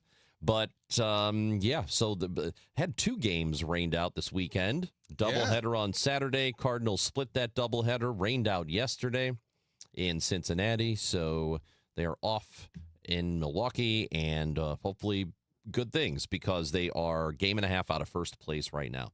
So I mentioned that about a month ago we spoke to Lieutenant General Mark Hertling, retired from the United States Army. He's fantastic. St. And he has Louisan. St. Louisan, CBC grad. Yep. He's really, really good. And he has a new book called If I Don't Return, A Father's Wartime Journal. And in that book, he used the phrase "make it matter," and he also had a story about a cigar box, and I thought it was really poignant. And obviously, anytime we talk to him, the conversations are always fantastic. He is really, he's really one of the best. But I thought this bit from that interview is particularly relevant today on this Memorial Day. Here's General Mark Hertling with Amy and me a few weeks ago. During the tour in Iraq in 2003 and 4. I was in a one-star general assistant division commander of the 1st Armored Division. My boss was a guy named General Marty Dempsey, who actually happened to be my best friend. We met as captains when we were young and lived in a duplex together. And suddenly he's now my boss as a 2-star. And we were suffering casualties, as all units do. And we would go to the memorial services that we had for the soldiers who'd sacrificed for their country. And, you know, he was talking about how he didn't know what to say to their fellow soldiers, you know, because they were all expressing, they were mourning for their teammate, their comrade.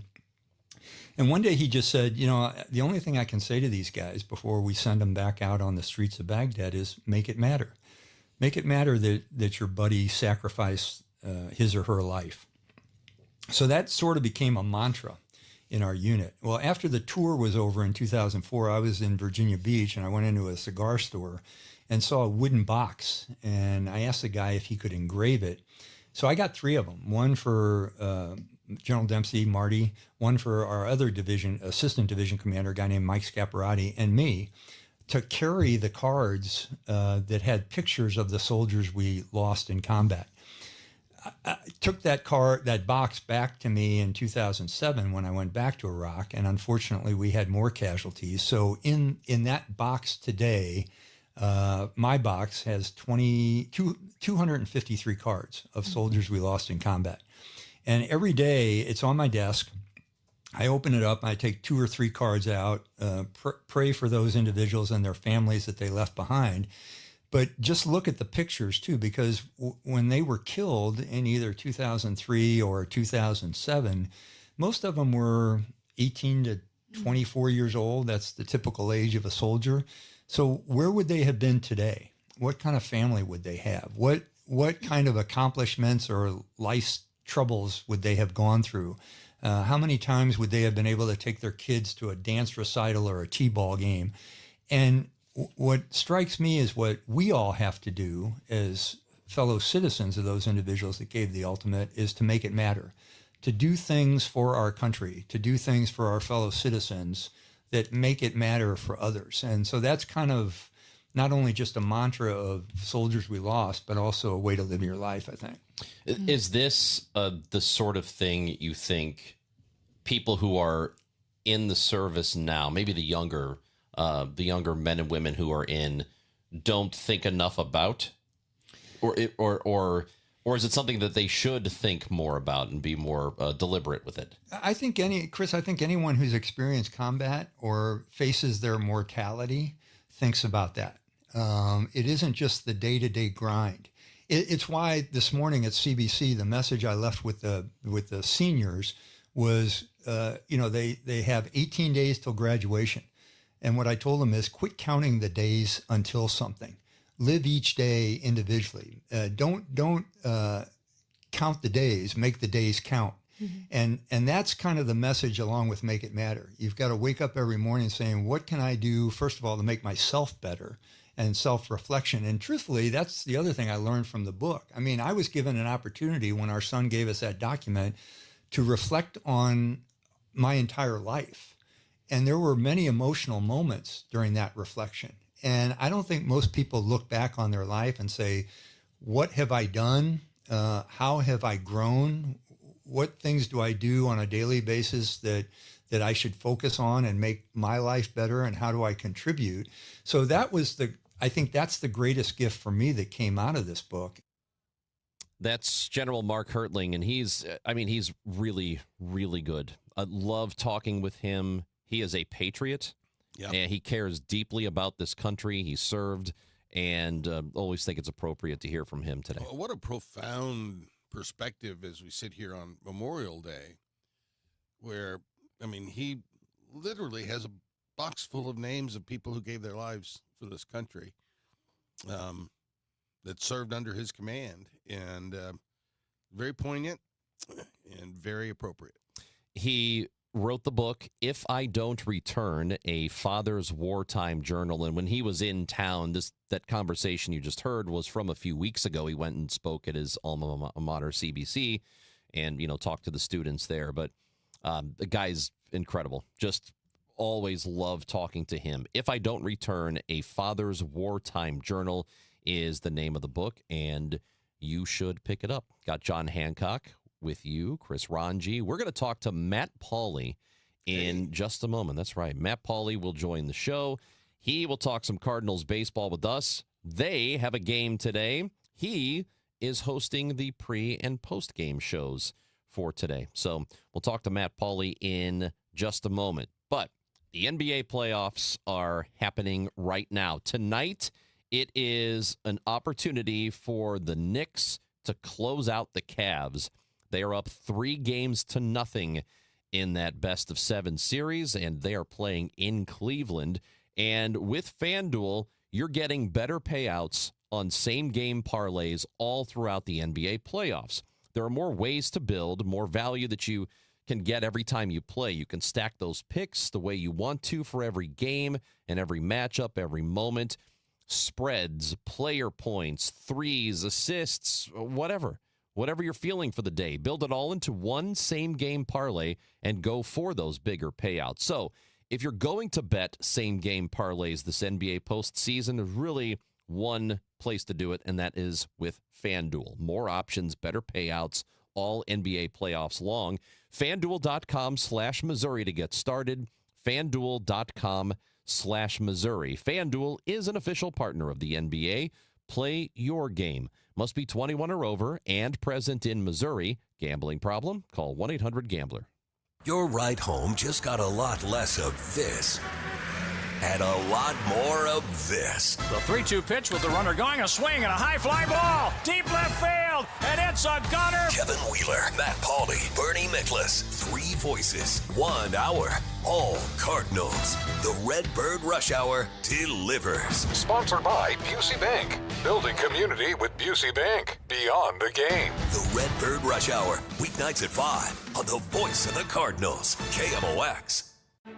Right now, inflation is squeezing budgets, and global events can shake up the markets overnight. If you're close to retirement, you don't get unlimited do-overs, so this is not the time to just hope it works out. That's why Steve Ahl and the team at the Ahl Financial Group are hosting an upcoming educational seminar called Retirement Simplified, June 16th at the Ahl Financial Group office. You'll learn how rising costs could drain your spending power, how political and economic headlines may impact your returns, and whether your retirement strategy is truly stress-tested for today's economy. This event is complimentary, and you must reserve your seat today. 636-230-8824. You can also get more details online at yourmoneymattersstl.com. Investment advisory products and services made available through Impact Partnership Wealth, LLC, IPW, or registered investment advisor. Neither the firm nor its agents or representatives may give tax or legal advice. Individuals should consult with a qualified professional for guidance before making any purchasing decisions. The Ahl Financial Group is not affiliated with nor endorsed by the U.S. government or any other government agency.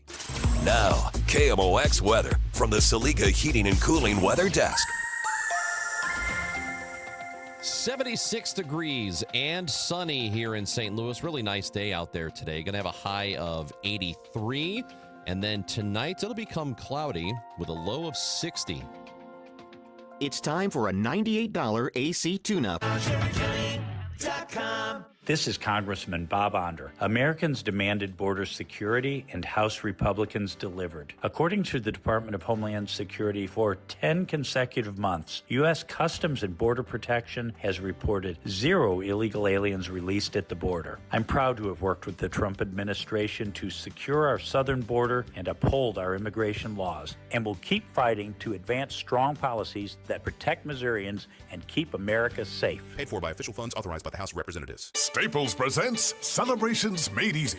I was throwing a party for the twins and had custom invites and a banner printed at Staples. And that's when I saw Party City is now at Staples. Party City? No way! Yep. So now Staples has all your printing needs and everything you need for a party. Everything times 2. Yeah, and now at Staples, save 40% on custom cards, photo gifts, wrapping paper, banners, and more. Big news! Party City is now at Staples. That was easy. Shop Staples in-store, online, or on the app. In 613, exclusions apply. The Mizzou football will be here before you know it. Join us for the 100th anniversary of Memorial Stadium with season tickets. Join the season ticket waitlist at mutigers.com/FB waitlist and get ready to lock in tickets for 2026. The home schedule is highlighted by games against Florida, Texas A&M, Texas, Kentucky, and Oklahoma. Don't wait to reserve your spot. Join the waitlist at mutigers.com/FB waitlist. MIZ.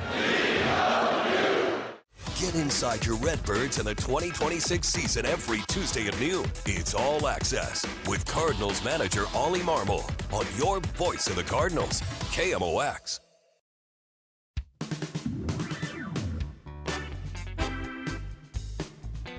Man, what a great day for baseball. We're going to have it today. 1:10 first pitch, 12:15 pregame show. Cardinals, Brewers. They got their big dog pitching today. Yes, they do. Man, he's going to be tough. Yes, he is. Yeah, Jacob Mizorowski has an ERA under 2, so got their work cut out for him. The Cardinals do. Matthew Liberatore is pitching today. And we go to the Quiver River Electric guest line this morning. We welcome in Matt Pauley, who is the host of Sports Open Line and pre- and post-game coverage. He will have that today for you right here on KMOX. Good morning, Matthew. Good morning. Yeah, so this is a team that is starting to play some pretty good ball. The Milwaukee Brewers are. They find themselves right back in first place. So, hey, as we talked about a million times, I will not be counting out the Brewers ever again. So just, it's never going to happen where I say, you know what? This is not the Brewers' year. I'm just going to assume it's the Brewers' year until they prove otherwise. Yeah, really, it started when they were in St. Louis because that's when they were able to activate Churio and Vaughn, and then just a few days later, they activate Christian Yelich. They have the Jacob Mizorowski is insane. He's throwing 104 miles per hour. He comes into today 24 and a third consecutive scoreless innings over his last 4 starts, where he's given up 9 hits with 37 strikeouts and 5 walks.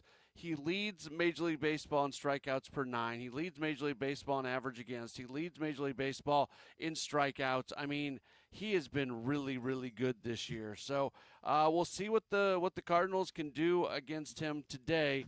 But he has been tough for sure. And these guys that have that triple-digit velocity, more often than not, will run into arm trouble at some point. He's not had any to date, has he? He has not really, and I mean, I don't want to be like rude about it, but he will. Like, to your point, I don't know how he goes through his career without at some point, and just with the velocity that he throws at, you would think that at some point in time, whether it's Tommy John or something else, he's going to have something. But he's been healthy so far, and he's got the 104 looks effortless, which is a really weird thing to be able to say about a guy. So the Cardinals, that's one thing they are missing from the rotation, I think, is a guy who is a definite number one.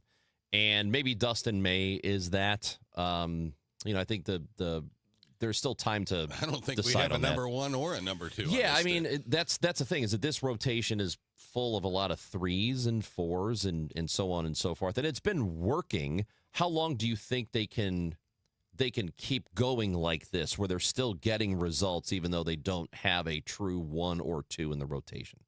Yeah, and over 162 games, that actually doesn't bother me that much. I think it's the playoffs, right? Right. Yeah, I mean, if you've got dudes who can keep you in every game over 162, then you can win a lot of games. And really, I mean, you look at the Cardinals of the last 20 years, there have certainly been some years where Chris Carpenter and Adam Wainwright and some other guys have been true top of the rotation starters, but there have been some other years where, even 2022 when they won the division, Jose Quintana was their playoff opening day starter, and he was kind of in the mold of what the Cardinals have right now. So I am not overly bothered when, speaking only about the regular season, I'm not overly bothered when you don't have like that true top of the rotation guy. Cardinals just called up the left-hander Bryson Motts. He was going to start yesterday's game that got rained out. What do we know about him? I know we saw him in spring training. What do we know about him? Yeah, so he was the minor league pitcher of the year last year in the organization, got added to the 40-man roster this year, and I think his future is in the bullpen, but they've been continuing to work him as a starter. In fact, one of the narratives that we had in spring training was, and we didn't know what this season was going to look like when spring training was going on, but one of the conversations was, do you bring up a guy in Motts and have him be the second lefty in the bullpen because it makes your major league team better, or do you send him to Memphis and continue to have him develop as a starter because that's better for him personally? And they went with that. They sent him to Memphis, and he's been pretty good this year. I always thought he was going to get to the big leagues at some point this year, and I thought that he could be, every time a Justin Brule or somebody has struggled, I've thought to myself, is this the role that Bryson Motts is going to have for this team at some point in time? I still don't think they completely want to walk away from him as a starter. I'm very curious what it's going to look like over the next few days because, as you mentioned, he was supposed to start yesterday. Game gets rained out. They really did not want to move away from Matthew Liberatore today. That's who they wanted to start the first game of the series. They have also announced McGreevy and May as the starters for tomorrow and Wednesday, respectively. So I would not be shocked to see. I don't think I'd want to see him today because Libby's a lefty and you're probably looking for some bulk innings. So I don't know if he piggybacks with Liberatore well, but I hope that he's somebody that we see in the mix at some point in the next day or two and then likely gets sent back to AAA after that. With Liberatore, who is, again, as you mentioned, pitching today, it seems like we're getting to a point of the game, and it usually happens around the fifth inning, where he sort of, kind of loses it a bit. And I know that is not exclusive to him. There are a lot of starting pitchers. You get through the third time in the order, and then things start to go south. That's, that does happen. But is it as simple as that with him? Is it just, hey, you've gone couple times through the order already. Now we're in the third time. Hitters are figuring him out, or is he tiring out when he gets to that point? Yeah, I think it's a mix of the two, and I'm not trying to not answer your question, but the last time out when he didn't make it out of the fifth inning, I mean, this dude was just rolling, and then all of a sudden the fifth inning hits, and he wasn't able to get out of it. And we just see that happen sometimes. It almost feels like a little bit of adversity will hit him inside of an inning, and it's not the pitch count for the day that bites him, but it's the pitch count for the inning that ends up biting him. And there's been times where he's been very good. The start against San Diego 2 starts ago, he went 6 innings and gave up a run on 3 hits. The start before that against the Dodgers, he gave up 2 runs pitching into the 6th, going 5 2/3 innings. So we see it from him on occasion, but when he does run into trouble, to me it feels like something happens in the game that kind of knocks him off course, and he's never able to fully get back on track. One of the great stories coming out of the weekend, one of the really great Cardinal stories in recent memory, is that of Brian Torres, a 28-year-old rookie call-up. And there was speculation about removing him from the 40-man roster just a week ago, and here he is at the big leagues. Is it his size, 5'7", 165, that kept him out of the big leagues? Because the numbers were there. Yeah, I would have called him up a little bit earlier. And look, this isn't an overwhelming criticism of the organization, but they added him to the 40-man roster in the offseason. And I think when you add somebody to the 40-man roster, especially somebody who probably doesn't look like he's got a long-term future with the club, there's almost an obligation in there that you got to get a look at this guy. And there's been some opportunities here lately where maybe it would have made sense to bring him up. I specifically looked to the moment where Ramon Arias got injured, and they brought Thomas Saggese back after a paper move to AAA, but he never really even got there. And that whole time I was thinking to myself, why are you not giving Torres a look? Because to your point, dude hit basically 340 with a 930 OPS at AAA this year. He finally gets the chance with the different things that have happened lately. I don't think they were ever going to remove him from the 40-man roster from what I just said. You added him in the offseason. He was putting up big numbers at Memphis. You want to see him at some point. I'm glad they got a look at him. His story is amazing. undrafted free agent, bounced between a couple organizations, ended up out of organized baseball, went to independent baseball, played for the Milwaukee Milkmen for a couple years, was ready to quit baseball completely. He just didn't. For those who don't know, you don't make a lot of money playing independent baseball, and he didn't have enough money to basically live anymore. His family essentially told him, keep at this. We believe in you. They supported him a little bit from a financial standpoint. He eventually gets the opportunity in the Cardinals organization, and now just a couple years after that, he's in the big league. So it's a really, really cool story. It was fun to see him do what he did in his first game. He hits a home run. He's not a home run guy. He had 2 home runs all season at Memphis in 36 games, and now he hits a home run early on in his time with the Cardinals. So I love stories like these, and I hope that he's able to have some success, that he's able to take what he was doing at Memphis and continue to help the big league club. You know what else I love? Families in the stands on that, watching their sons, their brothers, play and get their first action in the big leagues and how excited they get and the camera's on them the whole time. I love that. Just really cool stuff to get to see it. The Cardinals posted a video as well on their social media of his family down outside the clubhouse between games, because that was that first game of the doubleheader when he hit the home run, and just the emotion that was coming out with him seeing his family after he had made his major league debut. I mean, that's you get all the feels on that one for sure. So, Matt, this offense last couple of weeks is, the numbers are pretty good. I mean, they're hitting for average, they're getting on base. This has been one of the better offenses in that way over, the last 2 weeks. They've, however, not scored a bunch of runs. Yeah. Which is it's weird. So are they just not getting the hits in the big moments? Is it that simple? Yeah, I think so. But you make a really good point, because the numbers are there that you want to be there. Yet, I mean, you really go back to when they played the Brewers, and I keep bringing this number up. When they played the Brewers the first time, there in that first week of May, they were 4th in Major League Baseball in home runs, and after that, that's when they went to San Diego and Sacramento and home against Kansas City and Pittsburgh. Over those 4 series, that's when the run scoring really went down, and it's also when the home runs went down. So have they been missing the big hit at times? Yes, I agree with that totally. But also they're not hitting as many home runs, and I think that is the bigger culprit for what's happened offensively. They hit a few home runs in the loss again, or in the win against Cincinnati on Saturday.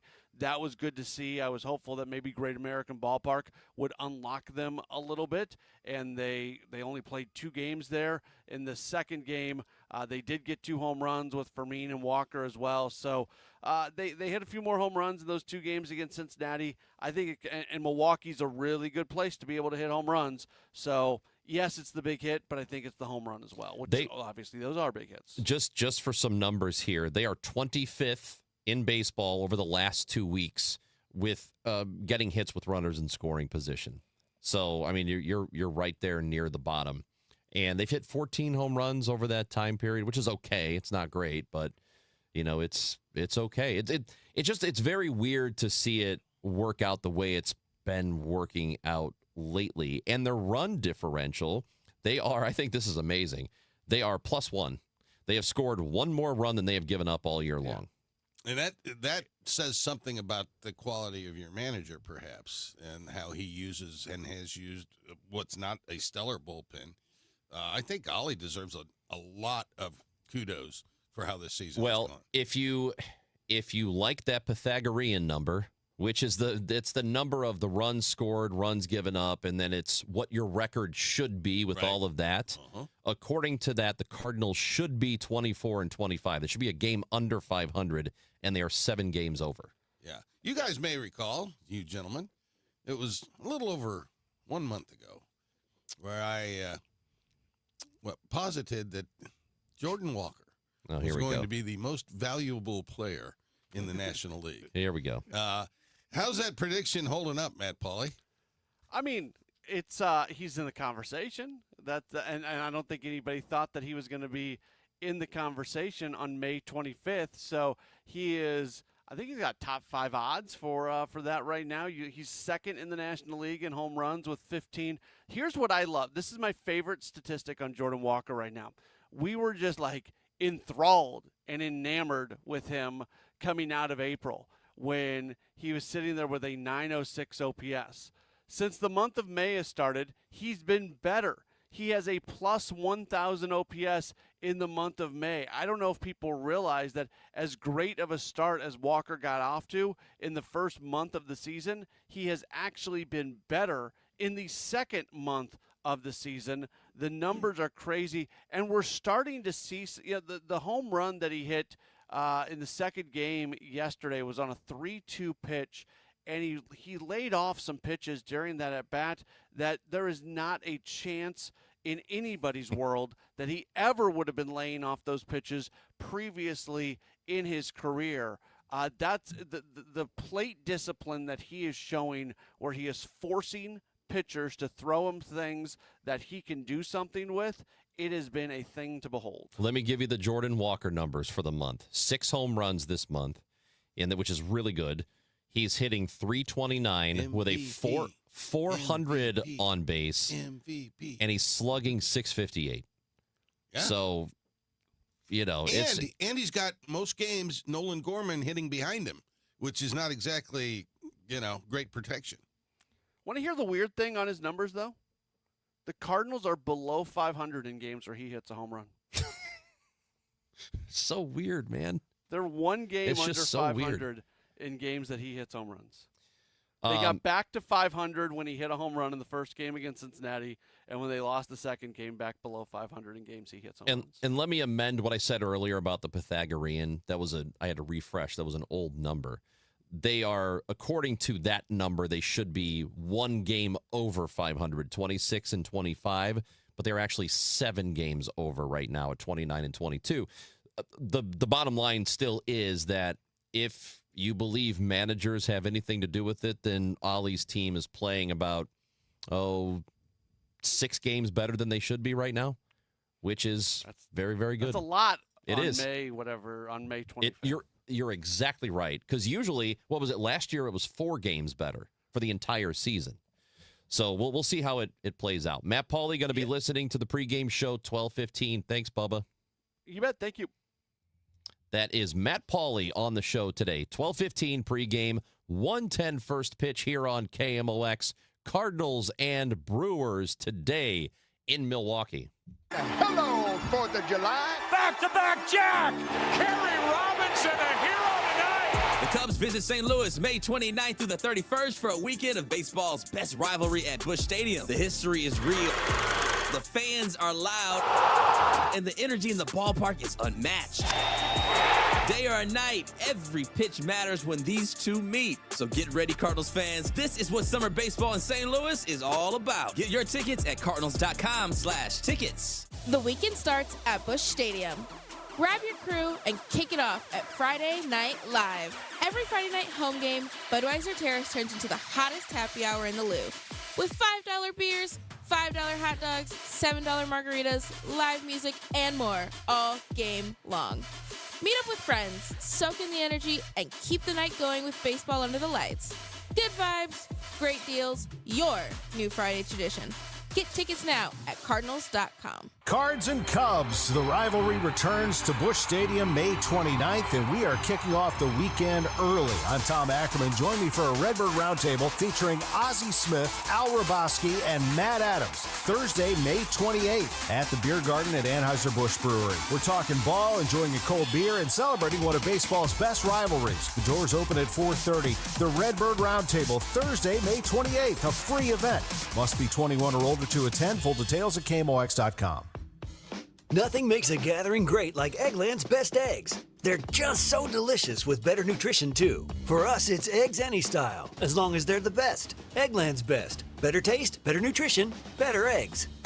In a world in need of a hero, one man rises to the challenge in style. He is... Just driving the kids to soccer practice. Make every day feel epic in the all-new Hyundai Palisade Hybrid with up to an EPA-estimated 619 miles of range on select trims, advanced tech, and class-leading interior space.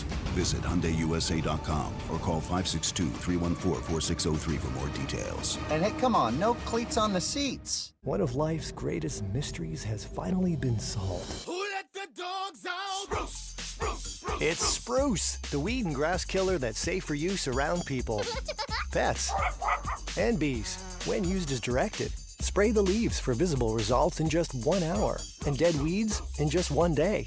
You spray, they play. Spruce, pet friendly, weed deadly. Find wherever weed killers are sold.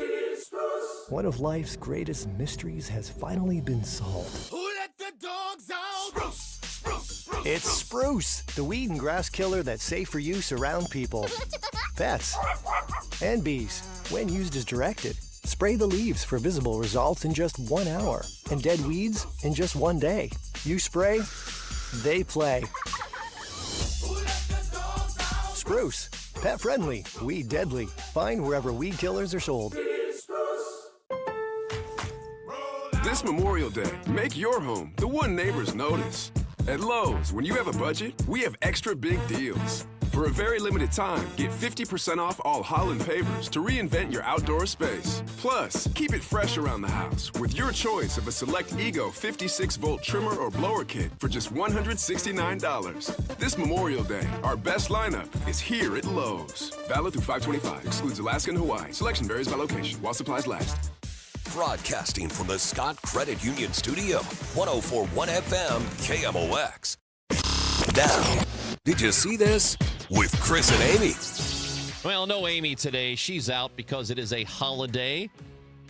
She gone. John Hancock is here, though. Chris Ranji with you until 12:15. Cardinals pregame is coming up. John, do you like Hooters? The restaurant? The restaurant. I don't think I've ever been.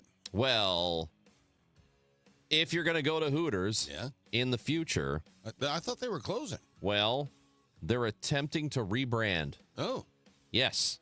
So this, according to News Nation, CEO Neil Kiefer, who is the CEO of Hooters, told in an interview, said that Hooters has always been a neighborhood place, but they now want to make it more friendly to everybody. So, you know, it's been sort of a beach-themed place centered around the Hooters girls, good food, and an easy place to relax. Is the food good there? Yeah, I mean, it's fine. Okay. I am not the biggest fan of the breaded wings, which is what they've got. I like the naked ones. How about that? Yeah, those are better. All right. So they're going to be addressing uniform standards and make the restaurant more family-friendly. Huh. Yes. Renaming it, are they? I don't believe so. Oh. But here's what it says. There's nothing wrong with a pair of shorts if fitted properly, said the CEO. But I think in a dining place, there is something wrong if they're in a thong type of uniform. Just trying to make it more friendly to everybody. No one's going to be insulted, he said. So I don't believe they're going to change the name, but I guess they're going to clean it up a little bit. Huh. Well, there you go. But they need to undress their wings, apparently. For me, I think they do have naked wings now. Mm-hmm. Pepper, that lemon pepper. That's my go-to. That's the one. Who was the NBA player that was going to the Atlanta strip club for the lemon pepper wings? And he said, I'm not going. This was years ago. He said, I'm not going for the strippers. I'm going for the wings because the food's fantastic. I'll tell you who's got some good lemon pepper wings in this town. Mike Duffy's. Duffy's is a great spot. Yes. I really like Duffy's a lot. And I know Mike Duffy. He's a great guy. Is he? Yeah. Really good dude. So is he a donor to your campaigns? Yeah, I think he was probably. We've known each other forever. Oh, man. Our kids went to school together. I love Duffy's. That's great. Yeah. Big fan of that place.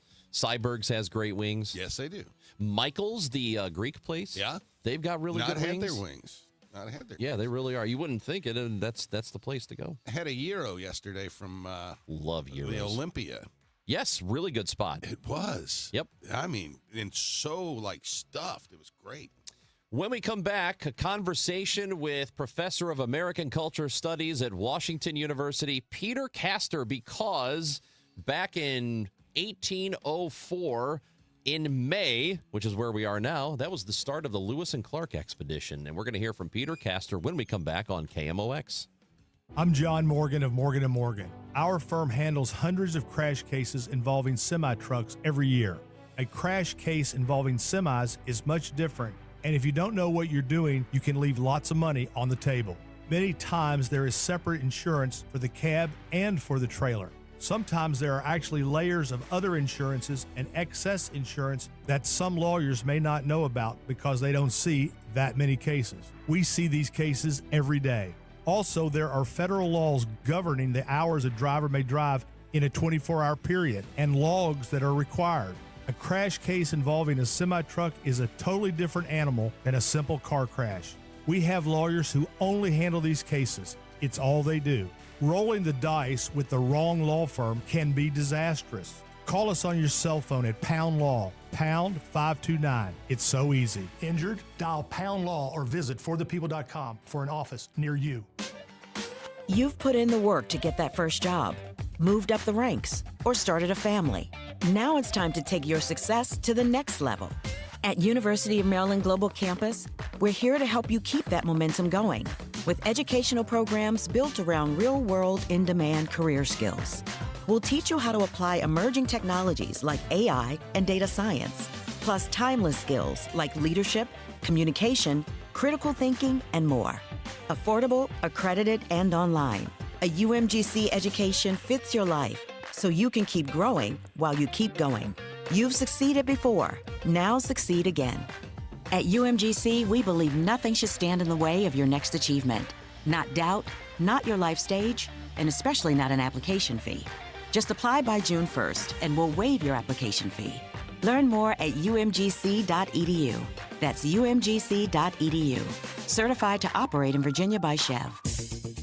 Time now for today's Spotlight on Tech, sponsored by Red Pocket Mobile. Google Search is getting its first overhaul in 25 years. Alphabet announced that the Google Search box will be powered by Gemini 3.5, the company's latest AI model, adding video generation and video editing capabilities in search. Google says Gemini usage has grown 700% in 2 years, with more than 900 million active users on the Gemini app compared to 400 million last year. I'm Jason Brooks. Chuck McDowell here with Red Pocket Mobile. Ever sign up for one of those too good to be true phone deals? 1 minute you're feeling great, then suddenly you're paying over $1,000 a year. Crazy, right? You know who else thinks that's crazy? Red Pocket Mobile. Right now at Red Pocket, new and existing customers adding a line can get our premium 5G plan for just $5 a month. That's only $60 a year. And choose from all 3 major 5G networks with one locked-in low price at redpocket.com. Redpocket.com. Celebrating 100 years of informing and entertaining. KMOX AM St. Louis. KMOX FM Hazelwood. The voice of St. Louis. It's 11 o'clock, and we have a few more clouds moving into downtown St. Louis, but still some sunshine out there as well, 75 degrees. I'm Debbie Monterey. President Trump says he's not in any rush to reach a deal with Iran to reopen the Strait of Hormuz, despite signs of progress over the weekend. There's been criticism of the deal already amid reports it will not address Iran's nuclear material, but leave that for later. President Trump this morning says critics know nothing about the potential deal. ABC News foreign correspondent Ian Pennell says Iran still has a large amount of nuclear material in its stockpiles. Iran still has that material despite all the bombing. It still retains the ability to cascade centrifuges, in other words, make more uranium. And that is a sticking point. President Trump and his administration seem to be saying, well, Iran will hand over that highly enriched uranium. Iran so far saying there's absolutely no agreement on the nuclear issue.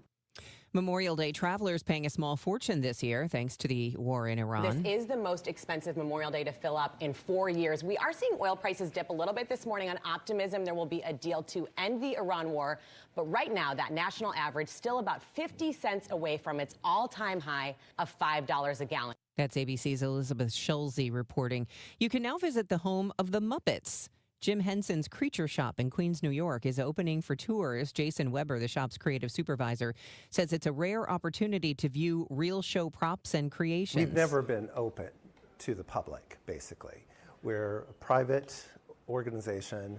We were initially created just for the production purposes of the Jim Henson Company. Besides Muppets, you can see the late Jim Henson puppets for Sesame Street and Fraggle Rock.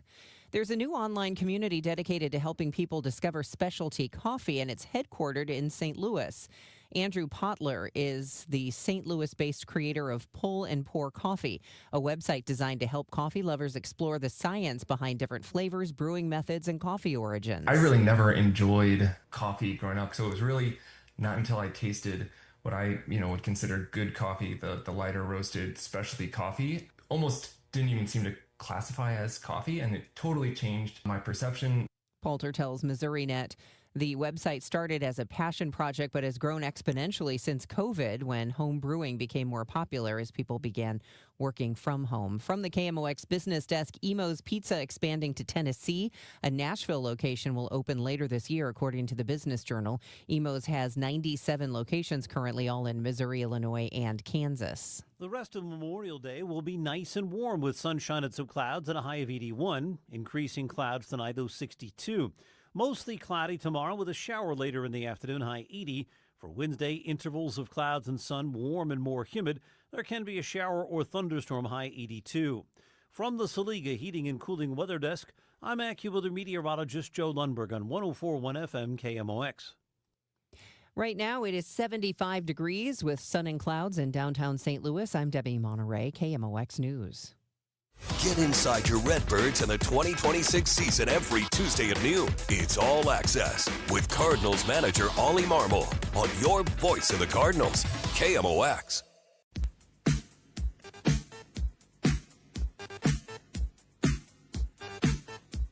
It is the Chris and Amy Show on 104.1 FM KMOX. Time to go to the Quiver River Electric guest line, and we are with one of our favorites. It is Dr. Peter Castor of Washington University, who I think we talk to every time Flag Day happens. So you are our resident Flag Day St. Louis American Revolution expert. We love talking to you. How you doing, Peter? I'm doing great, and you remind me I need to schedule next March so I remember when it's Flag Day. 3 Flags Day. That's right. 3 Flags Day. That's exactly right. Not Flag Day, 3 Flags Day. 3 Flags Day. That's exactly right. It's one of my favorite lesser-known holidays that I think we should all be taking advantage of. Why not have more of a history lesson on Memorial Day? It's a great day to do that anyway. And so I figured let's do that now, because it was, back in the early 1800s, this month, maybe about a week or so ago, that the Lewis and Clark expedition began, which is, this is part of the biggest and best real estate deal in history in the United States, isn't it? Yeah, so it's directly connected to the Louisiana Purchase, and if the Purchase was the biggest real estate deal for the U.S., the Lewis and Clark were the surveyors who the title company sent out to ascertain the property line, because the expedition, Jefferson was planning it before the Purchase, but it really wasn't going anywhere because the Spanish wouldn't permit it to proceed.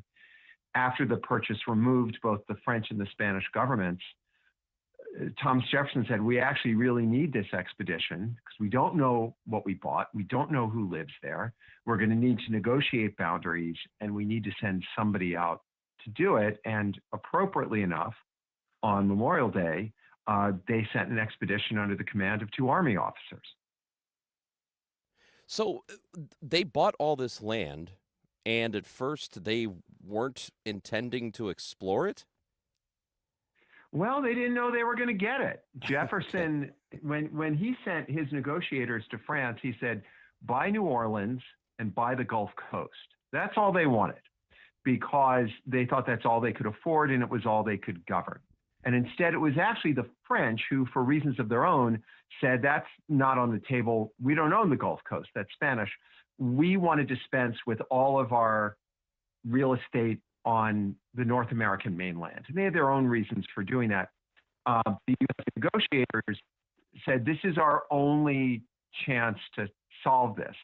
Their job was to settle the matter of who would control trade down the Mississippi River, and they knew this would do it, but it came with enormous strings attached. It meant the U.S. would assume an enormous debt to pay for all of this land, and also an enormous challenge in governing all that land. So why did, and I guess we'll start with something you just said a moment ago, that they wanted to unload this land. Why did they want to do that? What were some of the reasons for it?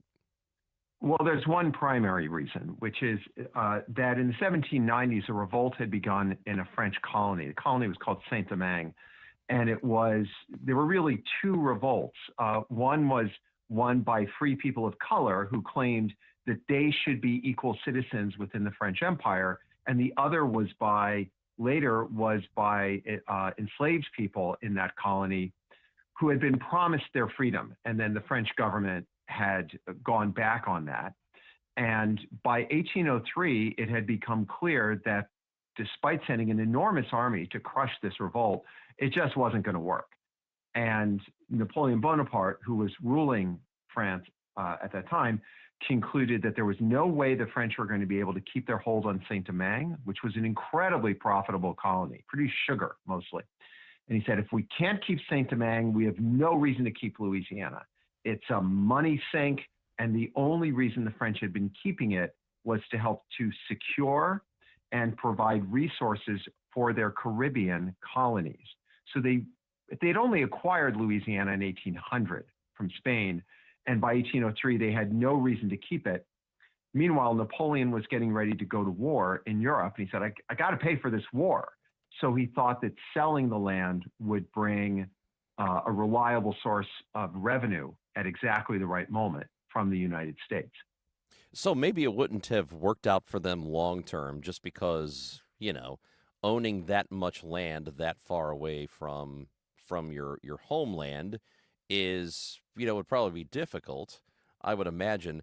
But it also kind of shows the short-sightedness of needing the money to pay for a war, right? Because it ended up being a pretty bad deal for them, didn't it? Well, it's a good question. It's hard to say.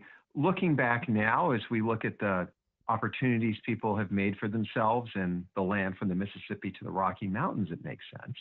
But in the 18th century, in the early 19th century, European empires traded North American real estate all the time. And to the French, the purpose of colonies was to enrich the imperial center. That's what they were supposed to do. France had attempted to govern a colony called Louisiana since the turn of the 18th century, and it had never turned a profit. They had only tried to create it because their profit-making colony was in Canada. They wanted a way to connect Canada to the Gulf Coast, but the French had surrendered Canada to Great Britain in the 1760s. And I know this is a lot of complicated details, but it just reflects what a complicated time it was. So to the French, it seemed to make sense. And to the United States, it really took a very, very long time for the Louisiana Purchase to really generate benefits for the U.S. It was the single greatest domestic policy challenge facing the U.S. really from 1800 to the Civil War. And Americans eventually said, there are all kinds of benefits from this, but it took a long time to make those benefits real. And it came at a tremendous cost, not just all that money, but for the U.S. to establish its title, that meant crushing the title of the Native Americans who lived there and governed there. It was their land. And it took decades for the U.S. to extinguish that title, and there was real suffering that came about as a result of that. Historian Peter Castor, assistant professor of history and American culture studies at Washington University, with us on KMOX. So as this expedition begins, Lewis and Clark very closely tied into the St. Louis area, to St. Charles, and to the river just north on the east side, on the Illinois side of the river, just north of St. Louis. So where exactly did this expedition begin? Well, it depends who you ask. So when the bicentennial was rolling around, people in Philadelphia and Charlottesville, Virginia, were claiming it started there because it's where, the folks in Charlottesville said that's where Jefferson sent his, helped plan it, and Philadelphia is where Lewis trained. But really, I tend to, and there's some folks in Illinois who say it started there, but you see it from Lewis and Clark's perspective, they would say it started in St. Charles.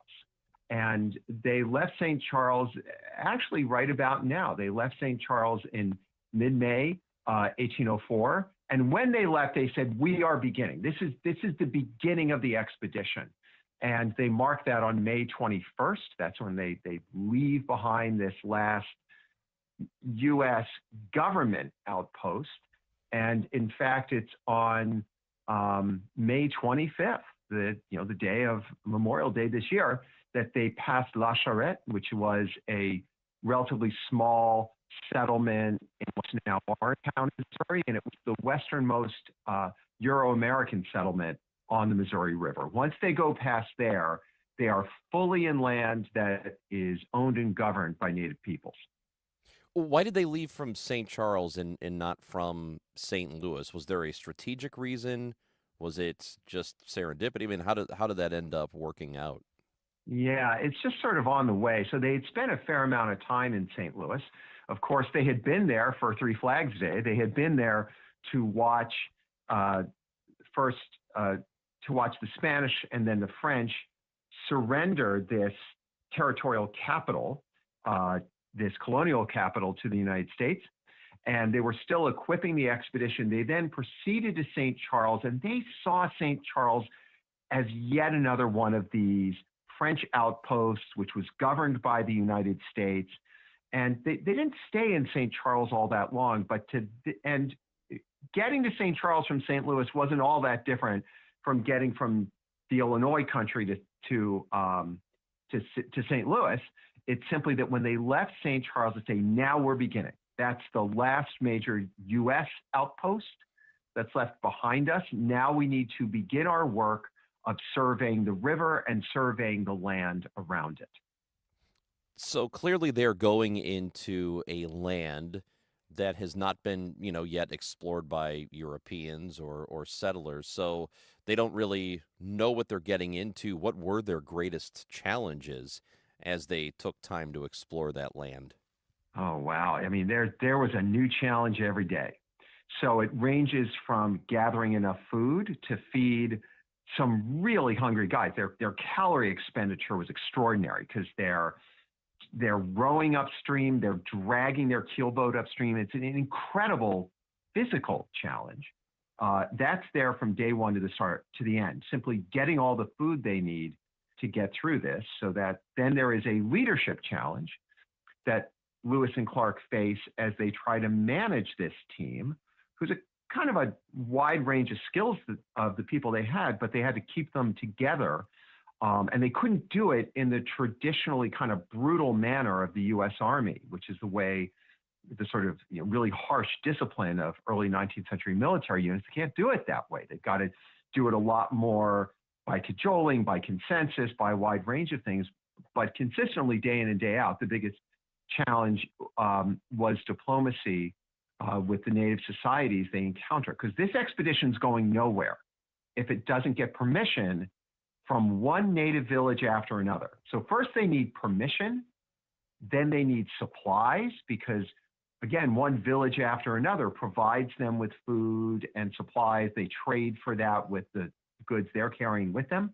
And they also rely on that diplomacy to get information, to find out which way they're supposed to go. And then they use all that information when they get back to create this, Clark hand drew it, this extraordinary map of the North American West. And they didn't get very far from the Missouri and Columbia rivers, but their ability to map out mountain ranges and rivers depended on, in large part, on what they learned from the people who lived there.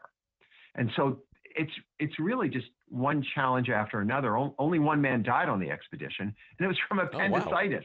Oh, yeah. And it's something that would have been untreatable no matter where they were. And they got sick along the way. Lewis got shot, probably by one of his own men by accident. And yet somehow they got through all of this. There was a newborn child on this expedition. One of the people they hire, Toussaint Charbonneau, brings his wife with him, Sacagawea, and she gives birth during the winter of 1804, 1805. And she was probably 13 or 14 years old, and she carries this newborn with her across the continent and back. And he survives. And he goes on to have this extraordinary life where he kind of travels the world and eventually dies in Oregon in the 1870s. Talking with historian Peter Castor from Wash U on this Memorial Day. We'll have more with Dr. Castor when we come back on 104.1 FM KMOX. The final home game of the season is here, St. Louis. Your St. Louis Battlehawks hit the field Friday, May 29th at 7 p.m. against the Dallas Renegades at the Dome at America Center. It's Battlehawk Kids Day, packed with family fun, Battlehawks energy, and an Archie bobblehead giveaway while supplies last. Join Battlehawks Nation. Bring the whole crew and help close out the season the only way St. Louis knows how. Loud and proud. Caw-caw. Because caw is the law. Get tickets starting at just $18 at UFLBattlehawks.com or Ticketmaster. You know that Big Bargain detergent jug is 80% water, right? It doesn't clean as well. 80% water? I thought I was getting a better deal because it's so big. If you want a better clean, Tide Pods are only 12% water. The rest is pure, concentrated cleaning ingredients. Oh, let me make an announcement. Attention shoppers, if you want a real deal, try Tide Pods. Stop paying for watered-down detergents. Pay for clean. If it's gotta be clean, it's gotta be Tide Pods. Water content based on the leading bargain liquid detergent. Pool days call for cookouts and lots of laundry. This Memorial Day at Lowe's, save $80 on a Charbroil Performance Series 4-burner gas grill. Now just $199. Plus, get up to 45% off select major appliances to keep dishes, clothes, and food fresh. Having fun in the sun is easy with us in your corner. Our best lineup is here at Lowe's. Valid through 5/27. While supplies last. Selection varies by location. See associate or Lowe's.com for details. Another app for inventory, one for CRM. Oh, don't forget accounting. Wait, which login was that? Or you could use Odoo, one fully integrated system that does it all without the hassle. Ditch the app overload. Get everything your business needs on one platform. Try Odoo free today at odoo.com. That's ODOO.com. Kicking back on your patio with a nice cold beverage, listening to the game, enjoying family and friends, a little barbecue, maybe the shade of the pergola. Who knows what your outdoor space looks like? Or maybe it doesn't look like much and you need some help. Call Chesterfield Fence and Deck, the sign you have the very best. They're like your summer headquarters to make sure that your outdoor space is ready for all the celebrating or relaxing that you have planned. Chesterfield Fence and Deck, the sign you have the very best for 58 years. A family-owned local company that does quality work, and that makes it a real value because when Chesterfield Fence and Deck does your project, it is going to last for years to come. And they'll offer you 48 months interest-free financing if you mention me, Debbie Monterey, sent you. So you can visit them in person in the Chesterfield Valley or online right now at chesterfieldfence.com. Chesterfield Fence and Deck, the sign you have the very best. You care about every detail, and so does Purina.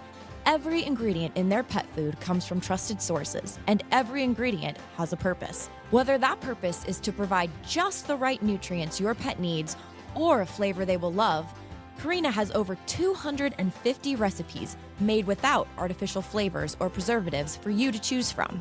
You're sure to find something both you and your pet will love. Learn more at Purina.com.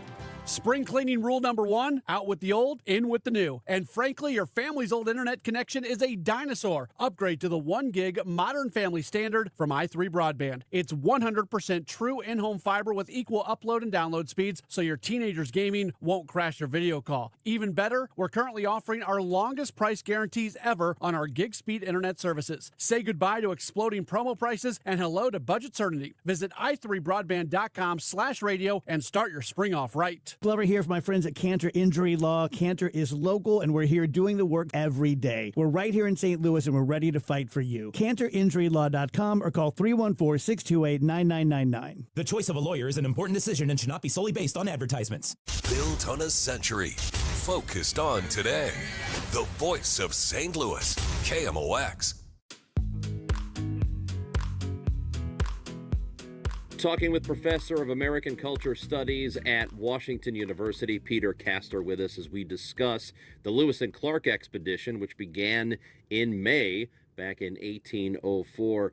And of all the people who were involved in that expedition, Peter, how many of them ended up coming back to St. Louis and putting down roots?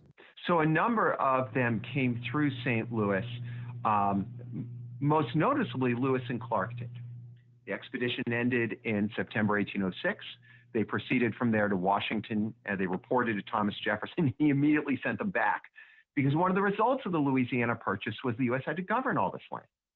And Jefferson had really struggled to identify reliable officials, so he names Lewis as the territorial governor and Clark as the commander of the militia and later as an Indian agent.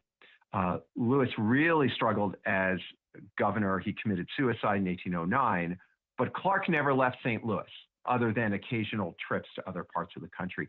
He lived here until he died in 1838. And so he's the long-term resident. But there are other members of the expedition who came to and through St. Louis. Charbonneau and Sacagawea come back. One of the residents of St. Louis from the expedition was that baby, Jean-Baptiste Charbonneau. His parents show up and they kind of unload, by then he's a child, they unload him on Clark and say, figure out what to do with this kid. And he enrolls him in what becomes St. Louis University. At that time, it was a Jesuit academy. And he enrolls him there. And he's not only one of the first students at that school, but he's this mixed race child of Native and European ancestry. And so he becomes a St. Louisan for a while. St. Louis was really the center of the commercial world where a number of members of the expedition had operated from. They're part of the fur trade, and St. Louis was really the capital of the North American fur trade. Oh my God, that is really interesting. I had no idea that any of that happened. And because the name Charbonneau, that there's nothing really, you would think that the historical importance of it, something would be named after him. Are there streets? Is there a street that I'm not aware of? There's almost nothing that I am no, familiar there's not with. one I'm aware of. Yeah. Where he showed up was during the bicentennial when the statues started going up.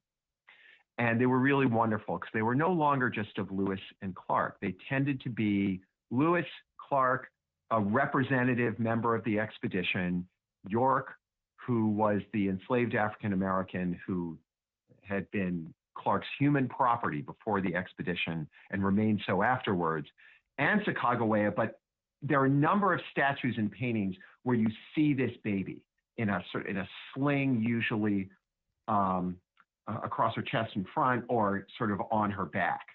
And so he shows up there, but his story was really remarkable.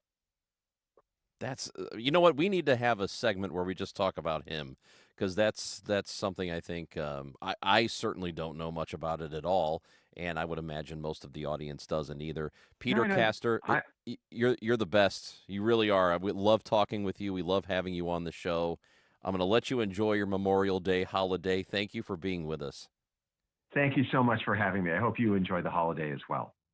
Historian Peter Castor from Washington University, American Culture Studies, and he knows everything about the American Revolution. He is so good. And Lewis and Clark, yeah, he's awesome. You'll be talking to him on Wednesday about presidents, right? Yeah, we're going to record a segment for America Revisited, and we're going to talk about the lesser-known presidents. Maybe get into a little Millard Fillmore out there. Oh, Fillard Millmore. Yes. Love that guy. You know, there is such a dense history in St. Louis, 17, 1800s. Very rich. It's just, I don't know. We don't get the credit for it nationally. This was almost the nation's capital, too. How about that? Was it 20 or 40 votes? It was something, they fell just short of it. It wasn't many. This would have been a perfect spot for it. It would. We're right in the center middle of the country. You could get here in your canoe. How different would things be? Oh, quite a bit. I mean, honestly, how different would this whole region be? Well, I'll tell you what. One thing I know about Washington, D.C. is that there is never a recession in Washington, D.C. The restaurants are always crowded, money's flowing, and, that's the function of having it be the nation's capital. Because Congress is always employed. They are. The Senate is always employed. Yeah. Like I say, they don't get furloughed. They do not. Even when the government shuts down. That's right. Yeah. It's amazing, isn't it? It truly is. Remarkable. John Hancock, Chris Ranji, really happy you're with us, spending your morning with us on this Memorial Day. I think we're having a nice time ourselves. A delightful time. And it's a beautiful day out there. 80 degrees out there. I know it. Maybe a little humid. I don't know. Haven't experienced. I've been inside with you for this last couple of hours. Sad but true, Ron. Sad but true. There is Cardinals baseball coming up today. In case you felt like, there have been 2 days here without baseball. No baseball Friday, Right. no baseball yesterday because of the rain. Did have the doubleheader on Saturday. Cardinals split that against the Reds. They are 2-3 on this stretch of games against Central Division opponents. So this is a very, very big series starting today. I mean, as big as a series can be in May. Yeah, this and then the following against the Cubs here at home. We're gonna know a lot more about this ball club in a week. Can't wait to find out what you've got going on here, John, because you told me that you're doing something very cool. Very cool. All right. Can't wait to hear about that. John Hancock, Chris Ranji. The lineup is out for the Cardinals today. Ooh. In case you're wondering what that is, we could tell you what it is when we come back on KMOX. All Access with Ollie Marble on the Gas House Gang. I show up every day looking forward to what's next for this group. This group fits my personality to a T. I love what we're doing. I love how we're going about it. I love the honest conversations. I love the grit. And there's been certain times where I've caught myself where bases are loaded, our back's up against the wall, and I can't help but smile. I show up every day looking forward to what's next for this group. Ollie Marble, Tuesdays at noon on KMOX. Plug in to great deals on electrical supplies, now at Menards. We carry a variety of steel electrical boxes, from outlet and weatherproof boxes to wall plates and covers. Whether you're a do-it-yourself homeowner or a contractor, you'll find the right products to complete your project. Save big money on electrical supplies. Plus, check out our weekly flyer on Menards.com for more great deals happening this week. Save big money at Menards. Anheuser-Busch Brewery Experiences invites you to step up to the plate for an unforgettable happy hour at the Beer Garden on Thursday, May 28th. Join me, Tom Ackerman, and a panel of legendary Cardinals, including Ozzie Smith, Al Raboski, and Matt Adams for the Redbird Roundtable. Kick off baseball's big weekend with ice-cold beer and unforgettable fan experiences. Behind-the-scenes stories, legendary moments during a live panel discussion. See you at the Beer Garden May 28th, BudweiserTours.com. Now, KMOX weather from the Saliga Heating and Cooling Weather Desk. It is 78 degrees and mostly sunny in St. Louis. Going to have a high of 83 today, low of 60 overnight, and expecting some thunderstorms over the next couple of days after today. Hey guys, Glover here with my very, very good friend, Dr. Kathy Maupin at BioBalanceHealth.com. If you have reached that certain age and you're just not feeling very well and nothing's working the way it used to work, go see Dr. Kathy. She is not only a medical doctor, she is a patient of this bioidentical hormone replacement therapy. It absolutely works. It's a long-term solution. She is an artist when it comes to helping you with your hormones. BioBalanceHealth.com for Dr. Kathy Maupin. Hey guys, Glover here with my friend Stewie from Stewart's American Mortgage Corporation. Stewie, let's talk about refinancings, and let's just bottom line this. Everyone needs money at some point in their life. You know what, Dave? There's so many different ways you can make money. Number one, go to a lower rate. If you're financed over the last 3 years, chances are you're paying a higher rate than what you can today. Refinance with the Bagel loan, no closing costs at all. And that's number one. Number two, a lot of people are concerned not about the cash flow, but overall interest that you're paying. Go from a 30-year to a 20-year. The rates are lower on a 20-year versus a 30-year. Save hundreds of thousands of dollars. And third is the really easy way. You need cash. I need cash. Take cash out. Refinance now. Take the money you need. Keep the payment the same. It's easy. It's simple. All with no closing costs with that Bagel loan. If you're looking to save money, get a little cash to your pocket, and do it with the right person, give Stewie a call or a text on his personal cell phone, 314-324-4440, or Google the Bagel Loan, NMLS 226715. I'm Piera Palazzolo, VP of Digital Marketing for the American Management Association, a company focused on the management training skills needed to enhance the careers of business professionals. We did our research when it came to the best companies for website development and chose AmericanEagle.com, and we couldn't be happier. AmericanEagle.com worked closely with us to understand the front and back end requirements needed to launch an e-commerce website that could handle the complexities of running thousands of seminars nationwide. Our robust new website and improved SEO saw immediate increases in site traffic and web revenue. If you're in need of managerial effectiveness and success, visit our website at amanet.org. If you're in need of a website that provides an unparalleled consumer experience, I highly recommend AmericanEagle.com. Transform your business today. Dial 877-WEB-NOW-1 for a free digital consultation with AmericanEagle.com.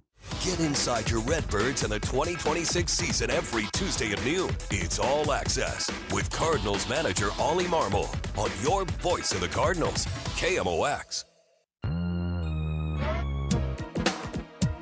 Taking you up to Cardinals pregame at 12:15, 1:10 first pitch on this Memorial Day. From Milwaukee, Cardinals and Brewers in the first of three. It's John Hancock and Chris Ranji. Matt Pauley is going to rejoin me at noon. He's got the pregame show today, so we're going to chat things over a little bit. Nice. At 12 o'clock, talk about the upcoming game.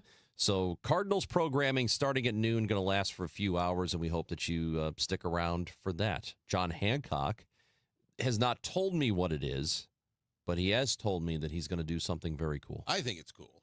You and maybe perhaps the listeners know that I'm a ragtime enthusiast. Oh, yes. And ragtime was very popular in this country in the 1890s and first 2 decades of the 20th century. And it got supplanted as popular music by jazz and blues, and really kind of fell out of favor. Nobody was playing ragtime. Very small group, but it certainly wasn't very popular or very well known at all in the country. And in the 1960s, a young student, brilliant student at the New York Conservatory of Music was on his way to becoming one of the foremost Bach scholars and pianists in the country. And he had a professor who liked ragtime. And so this young student, Joshua Rifkin, graduated, started his career doing Bach. And in 1970, he agreed to make an album called Piano Rags by Scott Joplin. And it was released on a classical music label. And that record sold incredibly well. And it became the #1 selling classical album in America in 1970. One of the people who bought it was George Roy Hill, who was producing a motion picture called The Sting. And that album inspired George Roy Hill to use Scott Joplin's music in The Sting. The Entertainer from that soundtrack went to #1 on the American pop charts and is today played on just about every ice cream truck in the world. Wait, what is that one? The Entertainer? Oh, okay. Yeah. All right. Yeah. So anyway. Yeah, you've said that's right. So that was born out of that. Scott Joplin became popular again. He actually won an Academy Award posthumously for The Sting. He won the Pulitzer Prize for Music in 1976. His opera, Treemonisha, was performed successfully on Broadway as well, all coming out of the work of this Joshua Rifkin. So tomorrow, 82-year-old Joshua Rifkin is in St. Louis. And that's awesome. I'm going to spend a couple of hours with him, and I am bringing with me the your harpsichord. No, the great-great-grandson of Scott Joplin's music publisher, who lives here in St. Louis, which is very cool and has a whole host of family lore about Joplin that he's going to share with Joshua Rifkin. That is very cool. That is. Are you going to play? I might. Yeah, I might. That would be cool to get to do that. Yeah. Yeah, I'm going to have to practice. So, yeah, that's what I'm doing tomorrow. I'm pretty pumped about it. You know, Scott Joplin, he died. Do you know what happened 5 days later? World War I. The United States declared war on Germany. Yeah. In, World War I. April of 1917. That's right. Yeah, Joplin died of syphilis. So he went crazy at the end. So did Capone. Yeah. And burned up a lot of his manuscripts at the end. Oh. Some people thought, so Irving Berlin, who very prominent American musician, Joplin accused him of plagiarizing Joplin's work. He had sent his opera in to Berlin's publishing house, which they rejected. And Joplin claimed that he plagiarized the theme from the last piece of the opera for Alexander's Ragtime Band, which was a big seller in 1911. So much so that Joplin had to rewrite his last piece for the opera. And so that was another interesting little tidbit. That is, I'm fascinated by how you became so interested in an art form that's, it's not common any longer. Right. Well, I'll tell you what it was. My piano teacher, I wasn't doing particularly well, and I didn't really want to, So, but she played the Maple Leaf Rag for me. Why, I don't know. And it just was the greatest thing I'd ever heard. And I said, man, I want to play that. So I learned it like a measure a week because I was brand new on the piano, and I was playing the A flat, D flat version as Joplin wrote it. And so by the time I learned it, I could play it, And sometime after that, The Sting came out, and my sister got married. My sister bought me, for being in the wedding, the complete works of Scott Joplin. And and I learned those things, man. And it's just such it's far more intricate than you think, if you think about Shakey's Pizza Parlor kind of thing. That's not really ragtime, Where is it you said that, weren't you playing somewhere and Jack Buck heard you or saw you playing? Yep. Yeah, it was a dinner for Opera Theater St. Louis, and they were performing Joplin's opera. This was, 20 years ago. And so Mr. Buck was in attendance. I had never met him. And, and I've had, just because of what I do, I've had the honor of meeting a bunch of presidents and stuff. But for me, meeting Jack Buck was pretty cool. Yeah. So anyway, he was talking to people afterwards, and I went up to him and introduced myself. And he says to me, I've got Parkinson's, but my hands don't move that fast. That's what the man said. Is that your only interaction? No, he did a thing. It was a political rally. This was very late in his career, and it was somewhat controversial. I can't remember if it was Bob Dole or, but he emceed a political rally on the Arch grounds for a Republican presidential candidate. It might have been Bush, because Jack passed away, in 2002, 2001, something like that. So 2002. So this might have been 2000, and the George W. Bush rally under the Arch, and he emceed it, and that was a little bit controversial, but, and I got to spend a good amount of time backstage with him for that. So I only had that, but I've told this story. I've had the one interaction with him, and I'm almost, I feel I'm jealous of people who did have a lot of interaction with him, like Tom and, Claves and anybody else who's been around, and But part of me does like the fact that I have real. I went to a book signing once. I had his book, read his book, and he was signing it at Fairview Heights Mall, St. Clair Square. Oh, nice. And so I went in there, some bookstore, and that's not much of an interaction. It's a book signing, Right. But my only real interaction was in the old KMOX office when it was on Memorial. One Memorial Drive. And part of me is glad that this is the only thing I have, because I love the interaction so much. Where I'm sitting in the sports office, I'm an intern. I think I was waiting for Randy to come in. I'm not exactly sure, but I think it was Randy. And so Jack walks in, and he didn't come into the studio that often. He was calling games. He wasn't going to the station. So he came into the sports office, and he sat down across from me, and there were only two of us. It was him and me. Huh. And he picked up a newspaper and started reading it, and he didn't really acknowledge me right away. And then he waited a few seconds, and he said, "I'm Jack Buck." And I'm like, "Oh, hey." I told him my name. I said, "How are you? Nice to meet you." And he goes back to his newspaper, and probably 20 or so seconds later, he goes, "Ranji, what the hell kind of name is that?" There I don't know, man. I love it. I'm like, I'm so happy. That is my one interaction with him. Well, when would that have been? 98. Yeah, okay. Yeah. Great. I love that story so much. Oh, I heard him one night, the rain-delayed game in Montreal. We were losing 10-1, and it was the 8th inning, and it was, 11 o'clock at night, and they had a pitcher named Jeff Parrott. Yeah. And okay. so he Cardinals are losing. It's 11 o'clock. I got the radio on. Parrott into the game for the Expos. Lady wanted to get a parrot, and he tells a parrot joke for the entire inning, and how he managed to do it in a way that the FCC didn't. But it was absolutely hysterical, and he interspersed. There's a swing and a miss by Fried. So he said, "Well, the parrot's got a foul mouth," and so anyway, he goes and tells it. It was the best. It was the best. You know the punchline? I probably could come up with it. I need to come up with it.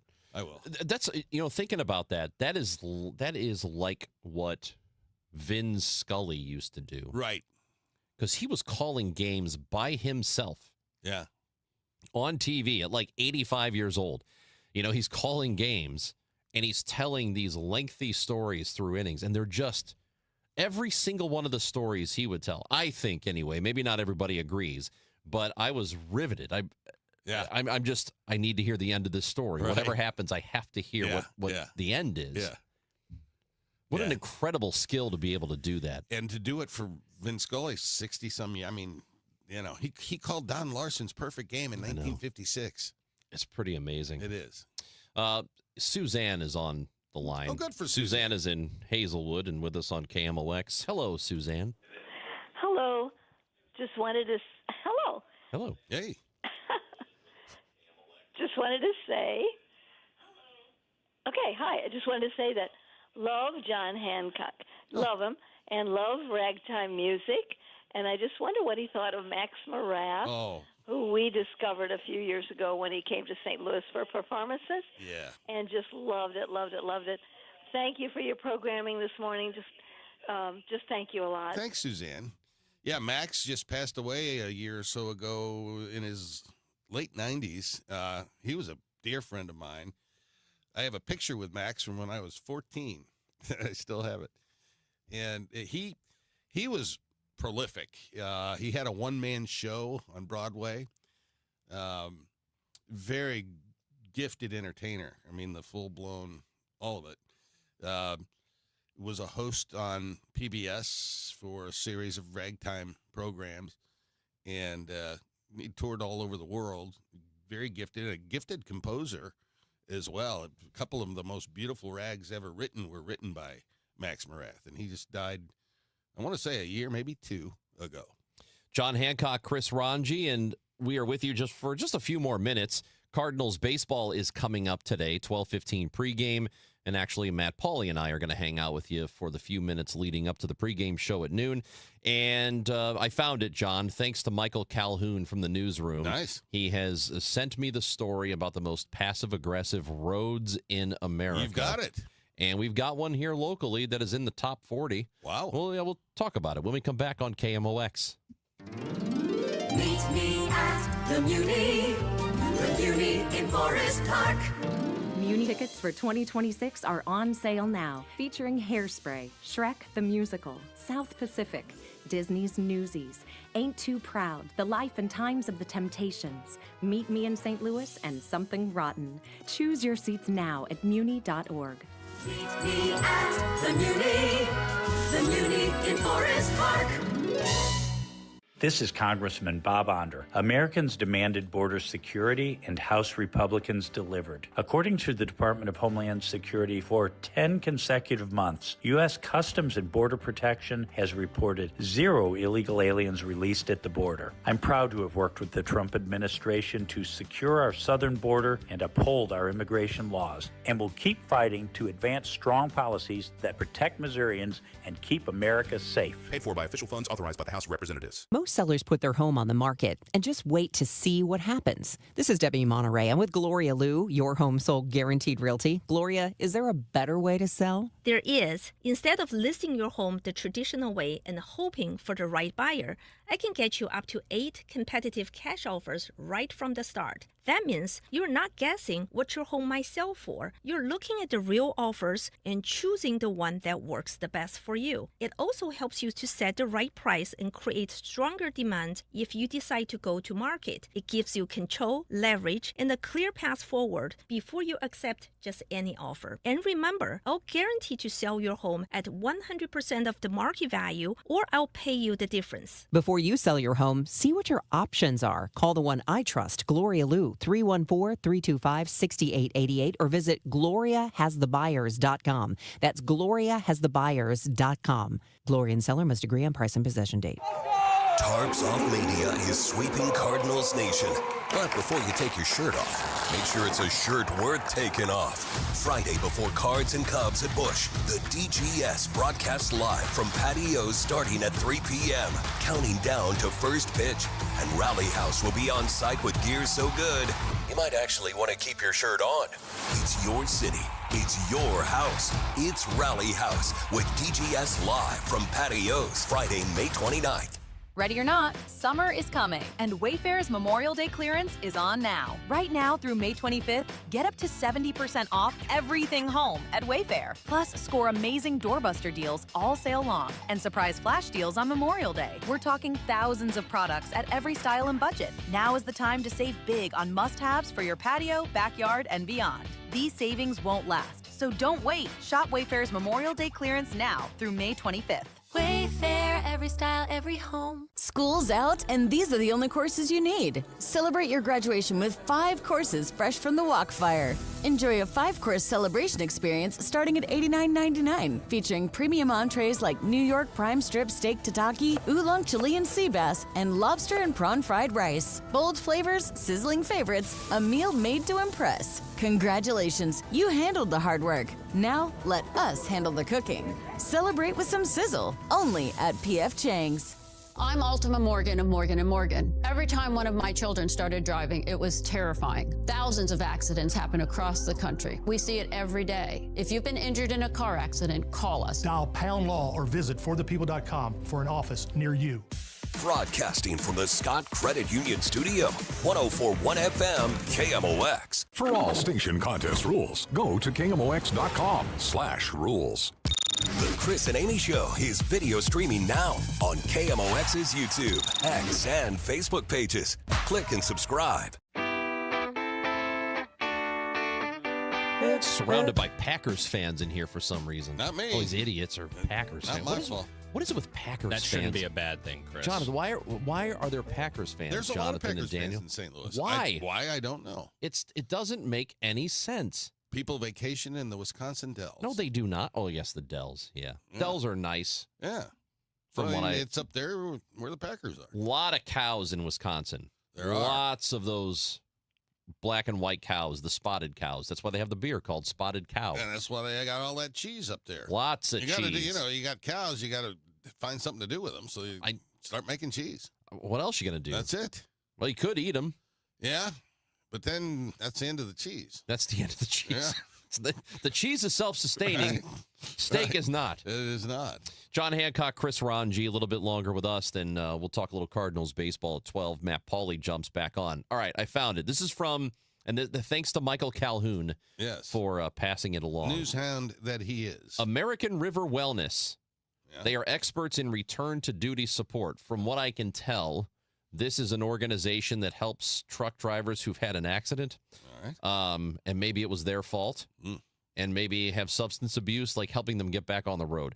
That's from what I can tell. Anyway, they did a study or a survey about the most passive-aggressive roads in America. Okay? Number one is Ventura Boulevard in So they can't LA. be highways. They can't be interstate highways? Well, I don't know, but there are highways, just not interstates that I can see. Gotcha. Federal Highway in Florida, Fort Lauderdale, is number 2. And number 3 is Central Avenue in Westchester County, New York. All right. So those are your top 3. All right. In Missouri, these are your, and actually, Chicago North Avenue is number 8, which I lived on North Avenue. I hate it. I hate North Avenue. All right. In St. Louis, in Missouri, there are 3 that make the list. 3 that make the top 50. Number 1 on this list in Missouri is Manchester Road, West County Corridor. Oh, I believe it. That is in St. Louis County. I believe it. So this is what it says. Manchester Road has the classic St. Louis County blend of errands, commuters, strip malls, side streets, and drivers who know exactly where they are going but do not want to help anyone else get there.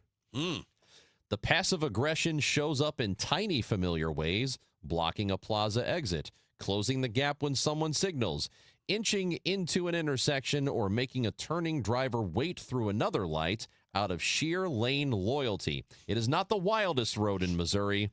It is something more everyday and more believable, a long suburban corridor where courtesy gets rationed one car length at a time.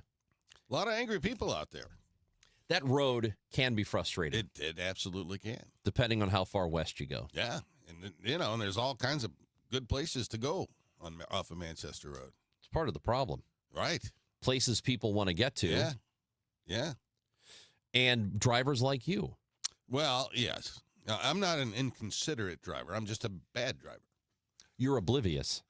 Pretty much. You know what? That's exactly what it is. They built an orthopedic hospital directly outside of my subdivision, and I didn't notice it for 3 years. I mean, and it's a big, John, sits up on a hill. There is a supporting column in the center of the newsroom here at the station. Supports the building. Right. We were walking out one day, and this is for people who don't know the story. We were walking out of the studio one day, and it's 6 feet past the studio door. Yeah, there it is. We're walking toward it, and John says, "When did this get here?" Yeah, because there was a chair. It's like, John, somebody left a chair out there. It's been here literally disoriented me from the start of the whole station because it's supporting the building. Yeah, that's an important thing. You got to have the building standing up. I mean, I didn't recognize the place. But Michael's it happens. Michael's like, "What are you talking about?" Yeah, it's a support beam. Well, now that you point it out, I recognize it. You can watch the show on Facebook, YouTube, and Twitter every day. Ricky is watching on YouTube and says, "Good morning, all. Ranji, why are you working? Shouldn't you be with your invisible wife and kids? You and Hancock deserve double the pay for today." Well, I agree. Take me up to $20. That'd I agree. be great. Aren't you doing this for exposure? I don't need much exposure. I feel that's a thing in the influencer world. Oh, I'm not an influencer. Yeah, they just say, well, hey, for exposure. You're gonna pay me to come to your restaurant, feed me, and then you'll get some exposure out of it. That's probably a pretty good gig. Yeah, if you can get it. Huh. Also, John, you made a really good point about the Battlehawks who play again on Saturday, final regular Friday season or game. Saturday? It is a Saturday game. Okay. Afternoon. All right. Last game of the season. Yeah. Well, regular season. They got playoffs coming up. Yeah. They should just play every Saturday. Every Saturday. 2 o'clock, It shouldn't be different 12 and time. 3. Tuesday, Thursday. Yeah, that's, come on. I mean, this is not the NFL, Exactly. So, and you got to, they need to develop a loyal, fan base that will tune in. You need to give people a time. Yeah. Set the clock to it. And I think the product is fine on the field for it is for what It's it fun. is. Yeah. John, thanks for hanging out with me. I appreciate you. My pleasure. You may go away now. Go Cardinals. Go Cardinals. When we come back, Matt Pauley will be on the show. We'll talk a little Birds baseball before we get to the pregame show. Cardinals Brewers coming up soon on 104.1 FM KMOX. Time now for today's Spotlight